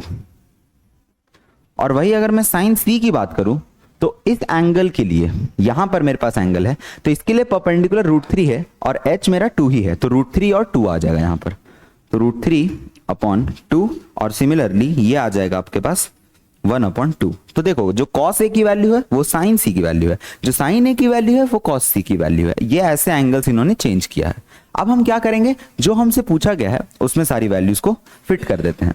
तो हमारे पास sin A cos C, मतलब कि sin A और cos C इन दोनों का मल्टीप्लीकेशन होगा 1/2 इंटू 1/2, तो 1/2 इंटू 1/2 प्लस यहां पर कितना आ जाएगा cos A sin C, तो इन दोनों का मल्टीप्लीकेशन मतलब कि √3/2 मल्टीप्लीकेशन विथ √3/2, तो ये आ जाएगा 1/4 प्लस ये आ जाएगा 3/4, तो ये हो जाएगा हमारे पास 4/4, जिसकी वैल्यू इवेंचुअली 1 होती है। तो पहला क्वेश्चन का आंसर कितना है दोस्तों 1, दैट्स द इजी वन। तो यहां पर तुम्हारा ये आंसर आ जाएगा। सिमिलरली हम नेक्स्ट वाले को सॉल्व कैसे करेंगे, cos A cos C वाले को, उसमें भी हमें बस वैल्यू फिट करनी है। तो cos A की वैल्यू कितनी है √3 अपॉन 2, cos C की वैल्यू 1/2, तो यहां पर आ जाएगा √3 अपॉन 2, यहां पर आ जाएगा 1/2 minus sin A sin C, तो यहां 1/2 यहां √3/2, तो यहां पर भी 1/2 यहां √3/2। अब इवेंचुअली आप देख सकते हो जो चीज यहां लिखी हुई है वही चीज यहां लिखी हुई है, बस ऑर्डर इन्होंने पलट दिया है, तो नेगेटिव होने के कारण ये लोग दोनों कैंसिल होके 0 आंसर दे देंगे। तो बाय द वे ये आंसर 1 है और ये आंसर 0 है, बस यही होता है इनका आंसर। तो बहुत ज्यादा कॉम्प्लिकेटेड नहीं है। अगर आपको अलग अलग एंगल्स के बारे में बात किया तो आप अलग अलग एंगल्स को इंडिविजुअली ट्रीट कर सकते हो। चलिए नेक्स्ट क्वेश्चन पे आते हैं दोस्तों। नेक्स्ट वन इंपॉर्टेंट वन, फिर से ये रिवाइज करवा रहा हूं आपको। ऐसा एक क्वेश्चन अभी जस्ट मैंने एक सॉल्व एग्जांपल में बताया था, बट ये इंपॉर्टेंट है तो प्लीज आप लोग इसको जरूर रिवाइज करिएगा। क्वेश्चन है in a PQR is right angle at Q, तो इसका मतलब यहां पर हमारे पास एक फिर से राइट ट्राइंगल है जिसका राइट एंगल Q पे है, तो हम मार्क कर लेते हैं ये वाले पॉइंट हमारी P है, ये Q ये R। अब हमें बोला है कि PR plus QR equals to 25 है, ये गिवन डेटा हमारे पास है, और PQ की वैल्यू 5 है, मतलब ये वाली वैल्यू मेरी 5 है। Determine the values of sine P cos P tan P, मुझे इस एंगल के लिए साइन कॉस और tan की वैल्यूज चाहिए। तो तीनों वैल्यूज निकालने के लिए सबसे पहले तो मुझे ये अननोन साइड्स पता होने चाहिए, तो उसको मैं लिख लेता हूं। मेरे पास PR प्लस QR की वैल्यू 25 गिवन है। अब मैं क्या करूंगा, सॉल्यूशन करते टाइम मैं किसी भी इन दोनों में से आप किसी भी एक वेरिएबल को x मान लो, तो let PR is equals to x, तो आपके पास यहां पर x होने के कारण x प्लस QR की वैल्यू 25 आ जाएगी। तो QR की वैल्यू क्या आ गई यहां से 25 माइनस x, मतलब कि आपने उसको भी x में कन्वर्ट कर लिया जो आप चाहते थे। अब क्या करोगे, यहां पर ये वैल्यू x है हमारे पास और ये वैल्यू 25 माइनस x है। Now you can use Pythagoras theorem in this to find the value of x। तो हम यहां पर एक वेरिएबल कन्वर्ट करके खुश हो गए। अब हम इसको कन्वर्ट कर लेते हैं कि ये वैल्यू मेरे पास 25 माइनस x का whole square should be equal to this perpendicular square, मतलब कि 5 का स्क्वायर प्लस बेस का स्क्वायर, तो ये x का स्क्वायर। अब हम इसको ओपन करते हैं, तो यहां पर ओपन करने पे कितना आएगा a square plus B square minus 2ab, और यहां पर आ जाएगा 25 plus x square. X square से एक्स स्क्वायर इवेंचुअली कैलकुलेट हो गया। अब यहां पर हम क्या करेंगे, 25 को इधर भेज लेंगे, 50 को उधर भेज लेंगे, तो ये हो जाएगा 600 और ये हो जाएगा तुम्हारा 50x। तो 0 से 0 कैंसिल, 5 से ये कैंसिल 12 बार में, तो x की वैल्यू कितनी आ गई 12। तो जैसे हमने x की वैल्यू 12 निकाली तो हम ये लिख सकते हैं कि जो हमने माना था PR वो हमारा 12 है, और जो हमने माना था QR जो कि 25 माइनस एक्स है, तो वो इवेंचुअली 25 माइनस 12 जिसकी वैल्यू 13 होगी। तो अब हमारे पास जो ट्राइंगल है इसमें हमें x की वैल्यू नोन हो गई 12 और ये हमारे इवेंचुअली नोन हो गया 13। तो ये हो गया हमारे वैल्यूज इस ट्राइंगल के। अब हम यहाँ क्या यूज करेंगे, sign P cos P tan P, तो हम यहाँ तीनों वैल्यूज को ऑब्टेन कर सकते हैं। अब एक एक करके हम साइन लिखते हैं, कॉस लिखते हैं और tan लिखते हैं। तो साइन P cos P और tan P। साइन P क्या होगा दोस्तों, P अपॉन H। तो P हमारे पास कितना है इस एंगल के लिए, P 12 अपॉन 13, तो साइन P की वैल्यू 12 अपॉन 13 होगी। cos P की वैल्यू 5 अपॉन 13 होगी, और tan p की वैल्यू क्या होगी, परपेंडिकुलर अपॉन बेस, मतलब कि 12/5। तो ये हो गया हमारा आंसर्स फाइनली इस क्वेश्चन का भी, जिसमें हमने क्या यूज किया, क्वाड्रेटिक का इन्वॉल्वमेंट। क्वाड्रेटिक बनाया, सॉल्व किया, लीनियर बन गया, आराम से सॉल्व कर लिया। बस ये एक रिवीजन क्वेश्चन आपके। नेक्स्ट पे आते हैं। अब आता है हमारा थोड़ा सा ट्रू एंड फॉल्स वाला सेक्शन। तो ट्रू एंड फॉल्स वाले सेक्शन को ध्यान से समझना, ठीक है। इसमें बहुत लोग को कंफ्यूजन होती है और कुछ नए फैक्ट्स भी आपको पता चलेंगे यहाँ पर। सबसे पहले मैं एक फैक्ट को डिस्कस कर लेता हूं। वो फैक्ट सुनना क्या है कि अगर मैं यहां पर एक कंस्ट्रक्ट करूं हाइपोटेन्यूज, ये मैं मान लूं परपेंडिकुलर, ये मैं मान लूं बेस, और ये मैं मान लूं थीटा, तो अगर 2 सेकंड के लिए आप ध्यान से सोचोगे तो हमें यही पढ़ाया गया है बचपन से कि इस राइट एंगल ट्राइंगल में जो लॉन्गेस्ट साइड होती है, जो सबसे लंबी वाली साइड होती है, वो हाइपोटेन्यूज होती है। तो इसका मतलब यहां पर हाइपोटेन्यूज ग्रेटर देन परपेंडिकुलर है और हाइपोटेन्यूज ग्रेटर देन बेस है। हाइपोटेन्यूज परपेंडिकुलर से बड़ा है, हाइपोटेन्यूज बेस से भी बड़ा होगा। अब आप ध्यान से देखो, आपके पास जो रेशियो होते हैं साइन थीटा और कॉस थीटा, साइन थीटा होता है आपके पास p/h और कॉस थीटा होता है आपके पास b/h। तो क्या ये साइन थीटा कॉस थीटा मैं यहां से निकाल सकता हूं? बिल्कुल। आप ये h को नीचे ब्रिंग करो तो यहां पर आपके पास आ जाएगा ये p/h हो जाएगा। और सिमिलरली आप ये h को भी नीचे ले आओ, साइन मत बदलना, तो ये b/h हो जाएगा। अब जब आपने यहां से सब कुछ हटा लिया तो यहां 1 बचा। अब देखो ये p/h क्या होता है, साइन थीटा, और ये b/h क्या होता है, कॉस थीटा। तो ये हो गया इवेंचुअली लेस देन 1 और साइन थीटा भी लेस देन 1। इसका मतलब sine theta less than equal to 1 हो सकता है, इक्वल टू वाला केस मैं आपको बताऊंगा, और कॉस थीटा भी लेस देन इक्वल टू 1 हो सकता है। ये जो मैंने आपसे बात कही है, ये बात अभी आप टेबल से वेरीफाई कर लोगे। अब बस एक सेक्शन शुरू होने वाला है। बट साइन थीटा की वैल्यू 1 से ज्यादा बड़ी नहीं हो सकती है। इसका ये अर्थ होता है कि अगर आपका कभी sine theta is equals to 2 आ गया सॉल्व करते करते, तो ये एक फॉल्स इंफॉर्मेशन है, ये कभी हो ही नहीं सकता है। मतलब कि साइन थीटा की वैल्यू 1 से छोटी ही आएगी हमेशा, जब भी आएगी। तो प्लीज इस इंफॉर्मेशन को मिसलीड ना करें कि आपकी साइन थीटा की वैल्यू 1 से बड़ी आएगी। वो हमेशा 1 या 1 से छोटी आएगी। 1 तो मैक्सिमम वैल्यू है, तो साइन थीटा की वैल्यू कम से कम या ज्यादा से ज्यादा 1 हो सकती है। अब सेक की वैल्यू डिस्कस करना और टैन की वैल्यू डिस्कस करना है। टैन की वैल्यू में कोई दिक्कत नहीं है दोस्तों, क्यों बता रहा हूं मैं आपको। आप ध्यान से देखोगे, आपके पास अगर एक राइट एंगल ट्राइंगल है इस तरह का, अगर ये एंगल मैंने ए कहा और ये वाला 3 और 4 है, और अगर मैंने वही एंगल ए को यहां माना और यहां 4 और 3 मान लिया, तो आप यहां लिखोगे तो आपकी tan ए की वैल्यू क्या आएगी, 3/4, और यहां पर आप लिखोगे तो tan ए की वैल्यू क्या आएगी, 4/3। तो आप देखोगे कि 3/4 क्या होता है, लेस देन 1, और 4/3 क्या होता है, ग्रेटर देन 1। बट क्या ये दोनों ट्राइंगल्स पॉसिबल नहीं? ये दोनों वही ट्राइंगल्स है दोस्तों, बस मैंने एंगल्स बदल दिया है, साइड्स वही सेम है। तो ये दोनों ट्राइंगल पॉसिबल है। इसका मतलब tan की वैल्यू पे कोई रेस्ट्रिक्शन नहीं है, साइन और कॉस की वैल्यूज पे रेस्ट्रिक्शन है। तो tan की वैल्यूज पे कोई रेस्ट्रिक्शन नहीं है दोस्तों। The value of tan is always less than 1। ये ऑलवेज वर्ड गलत है, यहां पर ये वर्ड गलत है। तो एक्चुअली में हमेशा ये 1 से नहीं कम होगा, 1 से ज्यादा भी हो सकता है। ये देखो 1 से ज्यादा है, तो इसका मतलब ये फॉल्स है। This one is a false information. Now let's go on 12/5। तो हम सेक के की बात करते हैं। तो सेक के में हम क्या सीखेंगे दोस्तों, देखो आपको पता है ये बात कि कॉस थीटा की वैल्यू लेस देन और इक्वल टू 1 होगी। कॉस थीटा मैंने क्यों लिखा, सेक लिखा है तो क्योंकि मैं जानता हूं सेक थीटा क्या होता है दोस्तों, वो होता है 1/cos थीटा।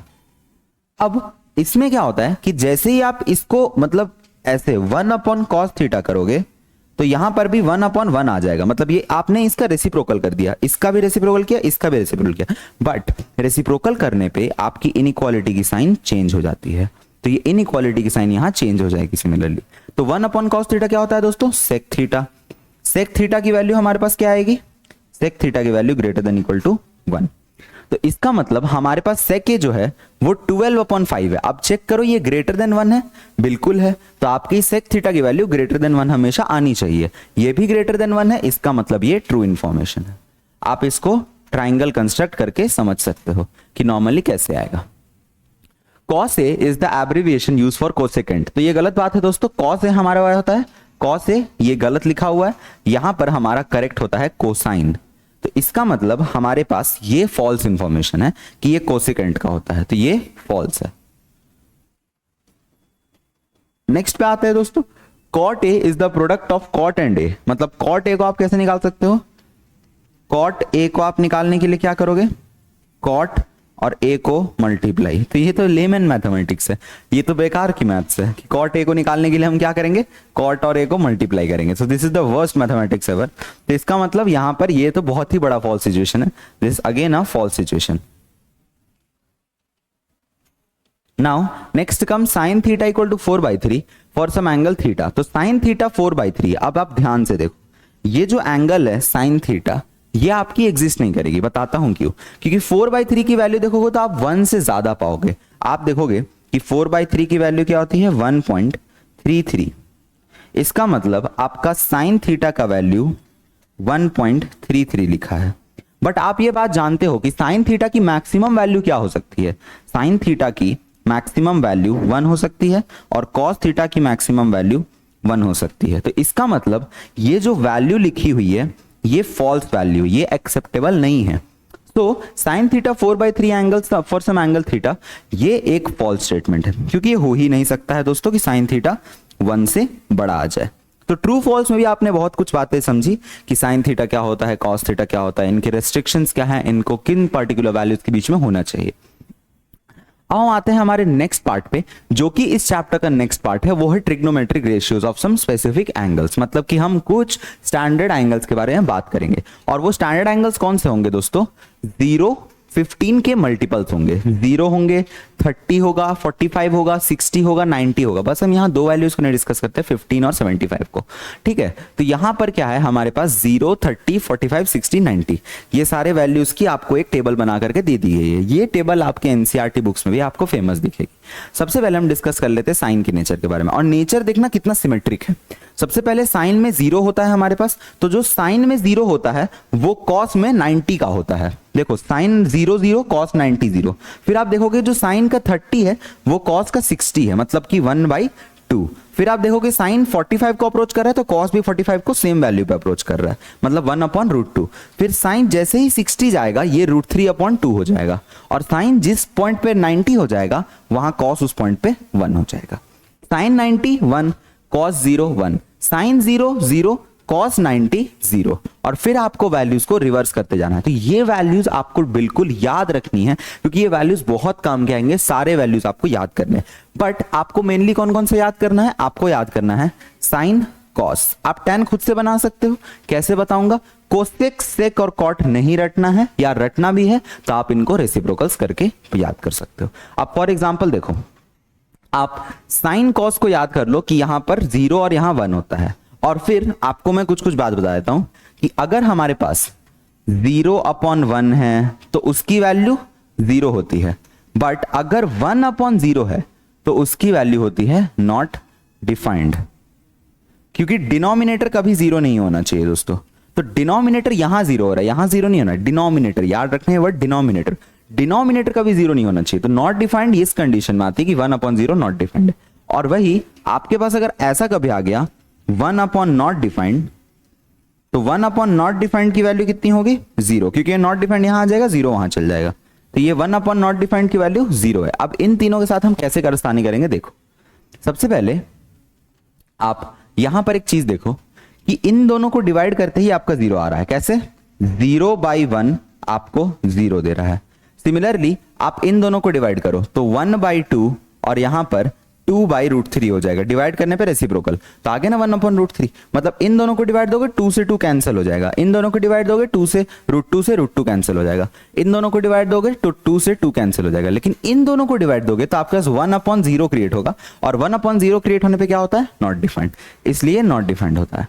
तो कुल मिला के दोस्तों tan की वैल्यूज आपको याद नहीं करनी है, आपको साइन और कॉस की वैल्यूज लिखनी है और उन दोनों को डिवाइड मार देने की करके, क्योंकि tan थीटा इवेंचुअली हम लोग पढ़ेंगे कि वो sin/cos होता है। तो tan थीटा इन दोनों को डिवाइड करके आपका आ जाएगा। तो बहुत ही इजी है तरीका इसको रटने का, कि आप आराम से पढ़ सकते हैं, ठीक है। नेक्स्ट, अब आप आते हैं हमारे नेक्स्ट पे कोसेक वाले पे। तो कोसेक को क्या करना है आपको दोस्तों, आप साइन की वैल्यू पढ़ लो 0। अब आप कोसेक कैसे निकालोगे, आप इसकी वैल्यू रेसिप्रोकल कर दो। तो आप यहां पर 1/0 कर लो।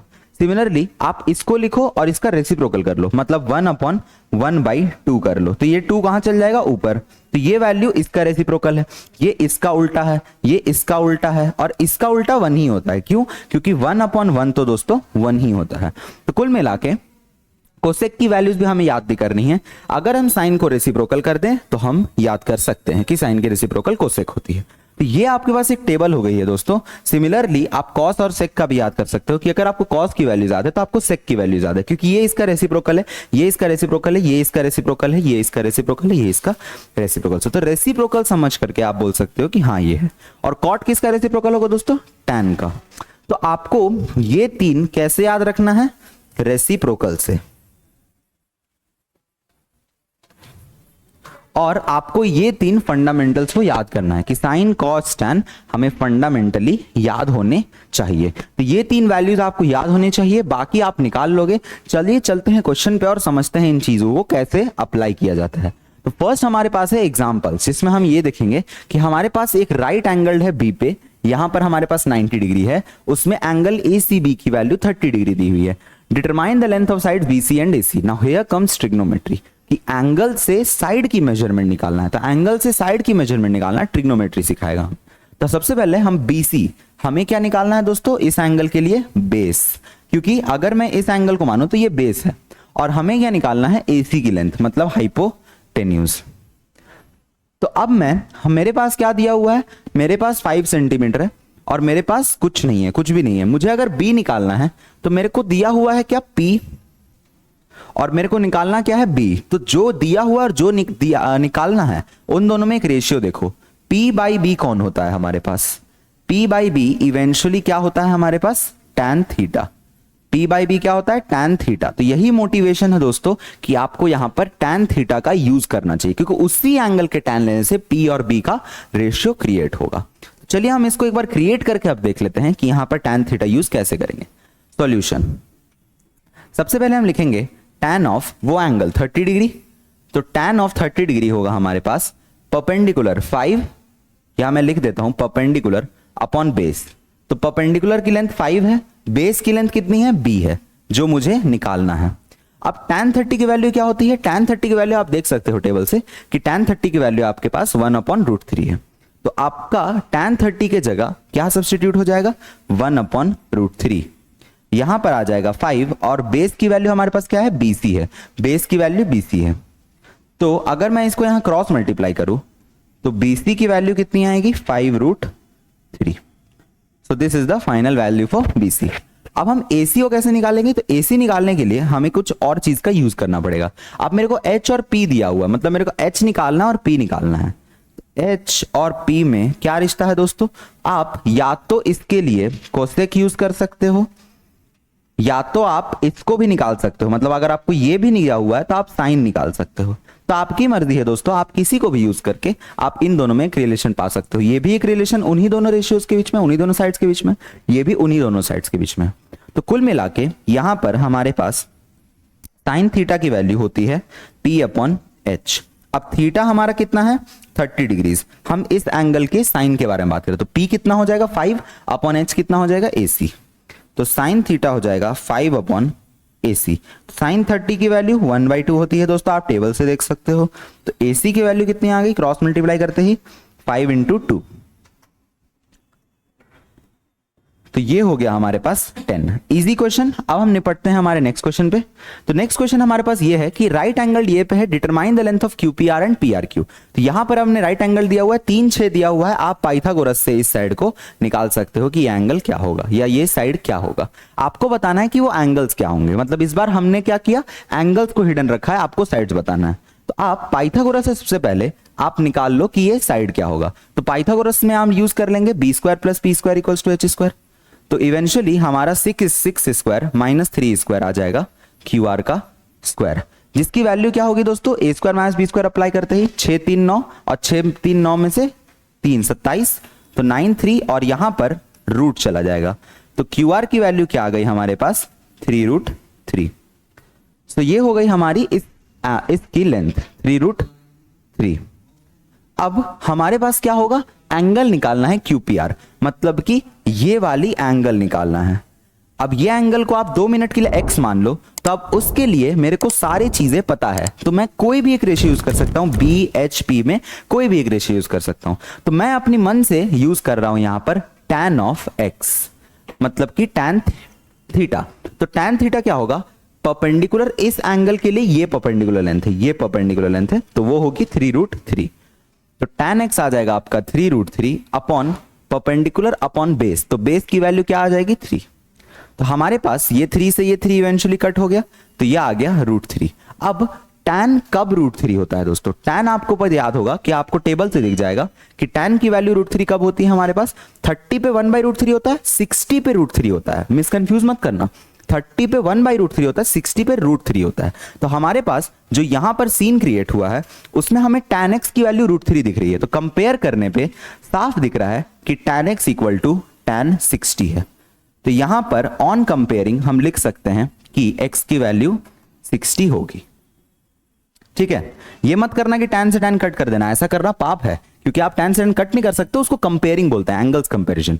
अब आपको PRQ निकालना है, मतलब आपको ये एंगल निकालना है, तो इसको आप ले लो y और फिर इसके लिए लगा लो एक बार आप tan y।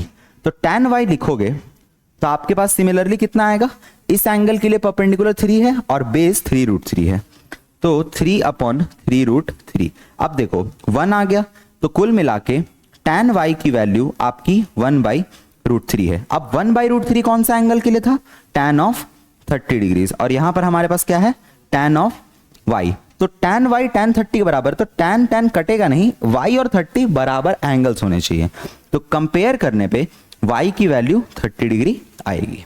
So this was the final answer, x और y हमने निकाल लिया कि एंगल्स कैसे निकाले जाते हैं ट्रिग्नोमेट्री से। चलिए नेक्स्ट पे आते हैं, ये हमारा एक बहुत ही प्यारा एग्जांपल है जो हम एक्सरसाइज में देखेंगे कि sin a माइनस बी इतना दिया हुआ है, cos a प्लस बी इतना दिया हुआ है, तो आपको बताना है कि a और b क्या होंगे, किस तरह से हम प्रोसीड करते हैं इस क्वेश्चन में। तो इस क्वेश्चन को एक बहुत इंपॉर्टेंट मार्क करके आप लोग जरूर सॉल्व करिएगा और देखिएगा इस क्वेश्चन को सॉल्व कैसे करते हैं। सबसे पहले साइन की वैल्यू 1/2 कब होती है, तो साइन की वैल्यू 1/2 होती है साइन ऑफ 30 पे, और कॉस की वैल्यू 1/2 कब होती है, तो कॉस की वैल्यू 1/2 होती है आपकी कॉस ऑफ 60 पे। तो अब हम इन सारे एंगल्स को नीचे लिखते हैं, तो इसका मतलब sine of a plus b आपका साइन 30 के बराबर होना चाहिए, और यहां पर eventually cos of a plus b आपका कॉस ऑफ 60 के बराबर होना चाहिए।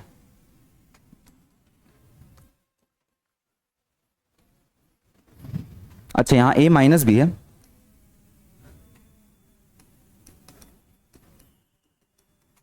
तो हमारे पास इनको कंपेयर करते ही a माइनस बी की वैल्यू क्या आ जाएगी 30 डिग्री, ये हमारा हो गया इक्वेशन नंबर 1। और इन दोनों को कंपेयर करते ही ये angle should be this equal to this angle, तो a प्लस बी की वैल्यू आ जाएगी 60 डिग्री, ये हो गया हमारा इक्वेशन 2।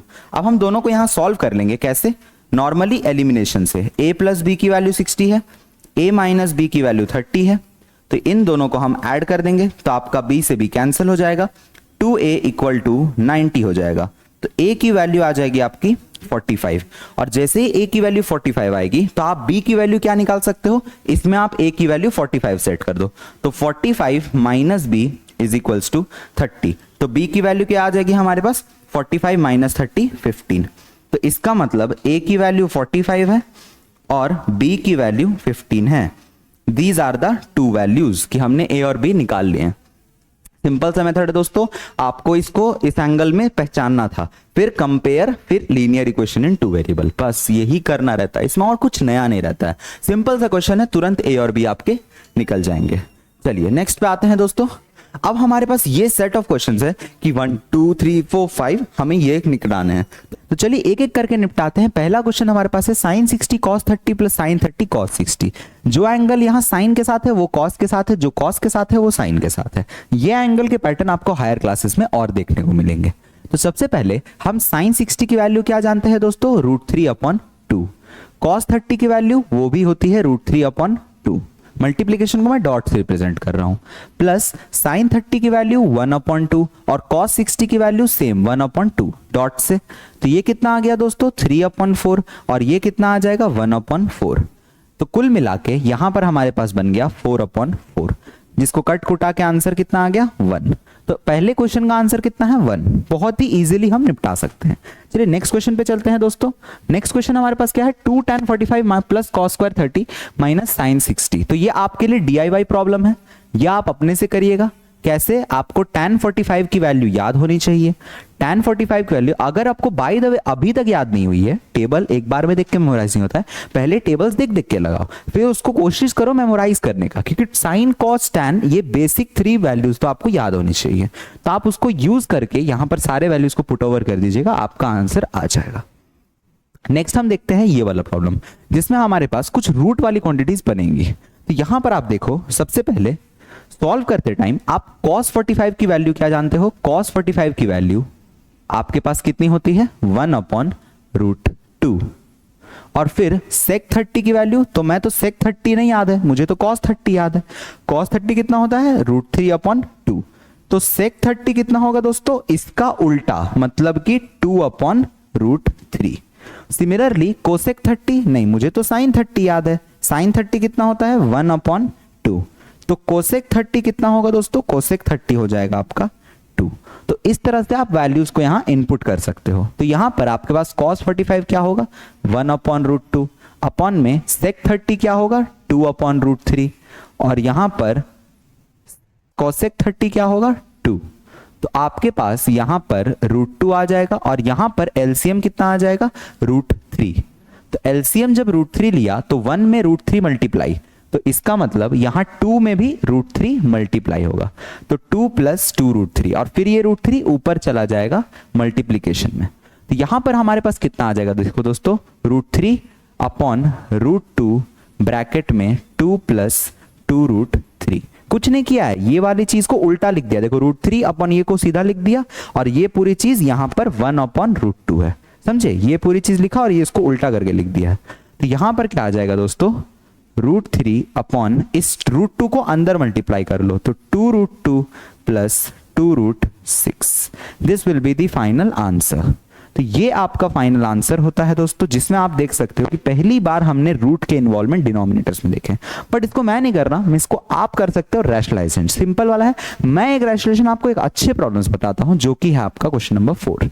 तो ये क्वेश्चन नंबर 4 में हम रैशनलाइजेशन के एक प्रोसीजर को भी मद्देनजर रखते हुए सॉल्व करेंगे। देखो कैसे। सबसे पहले हम क्या करेंगे, यहां पर आप सारी वैल्यूज को डालो। तो सारे वैल्यूज डालोगे तो sin 30 की वैल्यू कितनी होती है 1/2। टेबल से मैच कर लेना। tan 45 की वैल्यू 1, और cosec 60 की वैल्यू, sin 60 कितना था √3/2, तो उसको उल्टा कर दो, तो 2/√3। ये हो गया मेरा ऊपर का सारा वैल्यू सॉर्टेड। अब sec 30 की वैल्यू, तो cos 30 कितना होता है √3/2, तो उसका उल्टा, मतलब कि 2/√3। और फिर क्या आ जाएगा दोस्तों, cos 60 की वैल्यू, cos 60 की वैल्यू 1/2, और फिर cot 45, तो ये भी 1, क्योंकि tan 45 1 होता है, उसका रेसिप्रोकल भी 1 होता है। अब देखो यहां पर आप ये मत करना कि 2√3 से 2√3 कैंसिल, 1 से 1 कैंसिल, 1/2 से 1/2 कैंसिल, ऐसे नहीं किया जा सकता है, क्योंकि बीच में प्लस माइनस है इनके, तो ऐसा पॉसिबल नहीं है, ठीक है। तो इसका मतलब अब हमें क्या करना है दोस्तों, अब हमें यहां पर एलसीएम लेना है। तो ऊपर वाली का एलसीएम आएगा आपका 2√3, और नीचे वाले इन सब का भी एलसीएम क्या आएगा 2√3। तो ये 2√3 और 2√3 तो कैंसिल हो जाएंगे डिनोमिनेटर से। अब हम ऊपर एलसीएम ले लेते हैं। तो 2√3 नहीं है तो √3 मल्टीप्लाई, फिर पूरी की पूरी 2√3 नहीं है तो पूरी 2√3 मल्टीप्लाई, और फिर √3 है, 2 नहीं है तो 2 में 2 मल्टीप्लाई 4 हो गया पहला। इसको देखो √3 है, √3 है, 2 मल्टीप्लाई नहीं है तो 2 2 जा 4 कर दो। फिर 2 है, √3 नहीं है तो √3 यहां मल्टीप्लाई कर दो, और फिर यहां तो पूरी की पूरी 2√3 नहीं है तो यहां पर पूरा पूरा 2√3 मल्टीप्लाई कर दो। तो हो गया हमारे पास ये। अब हम क्या देख सकते हैं, √3 2√3 हमारे पास 3√3 - 4 बना रहा है, और यहां पर ये कितना बना रहा है 3√3 + 4, तो यहां पर आ रही है आपके पास 3√3 + का 4। तो यहां पर मैं आपको रैशनलाइजेशन सिखा सकता हूं, क्योंकि यहां करिए रैशनलाइजेशन वाली चीज बनी है। तो आप क्या करोगे, रैशनलाइजेशन करने के लिए 3√3 4 लिखोगे, और यहां पर भी क्या लिखोगे 3√3 और 4। फिर आपके पास यहां पॉजिटिव है तो उसका साइन चेंज करके यहां डाल देना। तो आपके पास यहां कितना आ जाएगा दोस्तों 3√3 - का 4 होल स्क्वायर, अपॉन में 3√3 का स्क्वायर - 4 का स्क्वायर, a² देखो a वाली टर्म और माइनस में क्या होता है b स्क्वायर, तो माइनस में b का स्क्वायर। नेक्स्ट स्टेप क्या होगा दोस्तों, ऊपर वाले को ओपन करना। तो ऊपर वाला कैसे ओपन होगा आपका, a माइनस बी का होल स्क्वायर से, जो कि आपका a square plus B square minus का 2ab होगा। तो इसका स्क्वायर कितना आएगा, 3 3 9 3 27, रूट हट गया तो 27। बी स्क्वायर, तो इसका स्क्वायर कितना आएगा, प्लस में 16 माइनस 2ab, तो 2ab कितना आएगा, 2 4 8 3 24, तो यहां आ जाएगा 24 रूट 3 अपॉन में इसका स्क्वायर कितना आएगा 27 और इसका स्क्वायर कितना आएगा 16, तो 27 माइनस 16, तो ये कितना हो गया इवेंचुअली हमारे पास 11 और ये कितना हो गया 43, तो 43 माइनस का 24 root 3, this will be the correct answer. चलिए, तो ये हमारा आंसर होता है दोस्तों। हम इसके साथ आगे बढ़ सकते हैं। हमने रैशनलाइजेशन प्रैक्टिस कर लिया, तो रैशनलाइजेशन प्रैक्टिस करने के लिए आपका 4 नंबर एक प्रॉब्लम है और एक प्रॉब्लम मैंने आपके रैशनलाइजेशन का रखा है, मैंने क्या एनसीईआरटी ने रखा है, जो कि आपका प्रॉब्लम नंबर 5 है। तो ये आपके लिए DIY प्रॉब्लम, मतलब डू इट योरसेल्फ प्रॉब्लम है। तो आप एक बार अपने से कर सकते हो ये प्रॉब्लम को, same procedure same step, rationalisation करना होगा तो कर लेना। बाय द वे यहां पर मिस्टेक दिख रही है मुझे एक, यहां पर आप करेक्ट कर लीजिएगा। यहां पर साइन स्क्वायर 3 नहीं है, ये कितनी है, साइन स्क्वायर 30 डिग्रीज है। ठीक है, साइन 3 की वैल्यू आपको नहीं पता है, साइन स्क्वायर 30 डिग्रीज की पता है। चलिए नेक्स्ट हम आते हैं दोस्तों। नेक्स्ट हमारे पास किस टाइप के प्रॉब्लम है, choose the correct option and justify your answer. हमको इनमें से वैल्यूज को पिकअप करना है कि इसमें से क्या वैल्यूज इसके साथ मैच खा रही है। तो चलिए एक बार हम इस एक्सप्रेशन को सिंप्लीफाई करते हैं। तो आपको याद होना चाहिए कि tan 30 की वैल्यू हमारे पास क्या होती है, 1/√3। तो आप इसको क्या रखोगे, 2 × 1/√3 अपॉन में 1 प्लस tan स्क्वायर 30, मतलब कि 1/√3 का स्क्वायर। तो यहां पर हमारे पास कितना आ जाएगा, देखो 2/√3 और यहां पर आ जाएगा 1 + 1/3, क्योंकि मैंने स्क्वायर हटा दिया, स्क्वायर से रूट कैंसिल, और 1 का स्क्वायर 1 होता है, √3 का स्क्वायर 3 होता है। अब आप इसको अगर एलसीएम लोगे तो ये 3 जो होगा वो ऊपर चला जाएगा, तो मैं इसको उल्टा करके लिख दूंगा। तो एलसीएम से यहां 3 आ जाएगा और 3 1 3 और 1 4 आ जाएगा।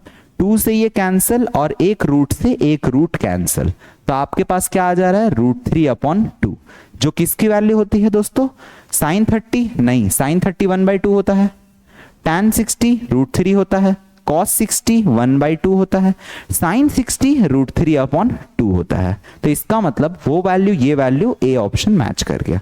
ठीक है, तो बहुत ही इजी क्वेश्चन था, बस आपको सिंप्लीफिकेशन करना था। नेक्स्ट क्वेश्चन पे आते हैं दोस्तों। 1 - tan स्क्वायर है, वहां पर एक करेक्शन कर लेना, यहां पर मिस्टेक हो गई है कि यहां पर आपके पास वैल्यू tan स्क्वायर है। तो अगर आपके पास स्क्वायर वाली आइडेंटिटी है तो आप क्या करोगे, tan 45 की वैल्यू डालोगे, तो हमारे पास tan 45 की वैल्यू कितनी होती है, 1। तो यहां पर कितना आ जाएगा, 1 - 1 का स्क्वायर अपॉन में 1 + 1 का स्क्वायर। अब देखो ऊपर में इवेंचुअली 1 - 1 अपॉन 1 + 1 बन गया, तो 0/2, और 0 को किसी भी नंबर से डिवाइड दो, याद रखना 0 को किसी नंबर से डिवाइड दो, तो आंसर कितना आएगा, 0 आएगा। So the correct answer would be 0। तो इवेंचुअली बहुत आसान प्रॉब्लम था। नेक्स्ट प्रॉब्लम पे आते हैं। sin 2a 2 sin a कब होता है, ये बहुत ही बड़ा मिथ है बच्चों का, क्या कि सर क्या हम लोग अलजेब्रा में ऐसा कुछ कर सकते हैं, जो ट्रिग्नोमेट्री में किया था वो अलजेब्रा में किया था। तो आप देखो 2 को इन्होंने बाहर निकाल लिया, तो क्या sin 2a 2 sin a के हर वक्त बराबर होता है, नहीं होता, ये बिल्कुल गलत बात है।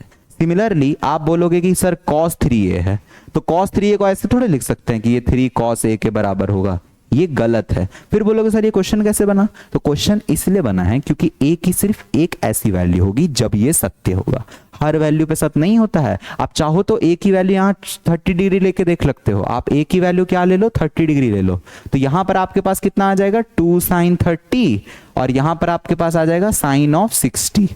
तो पूरा कैलकुलेट करने पे आपको दिखाई देगा कि इक्वल नहीं है। तो प्लीज ये सब काम मत करना, बट उसमें से कोई एक एंगल इसका ट्रू है तो वो एंगल को अब हम निकाल लेते हैं।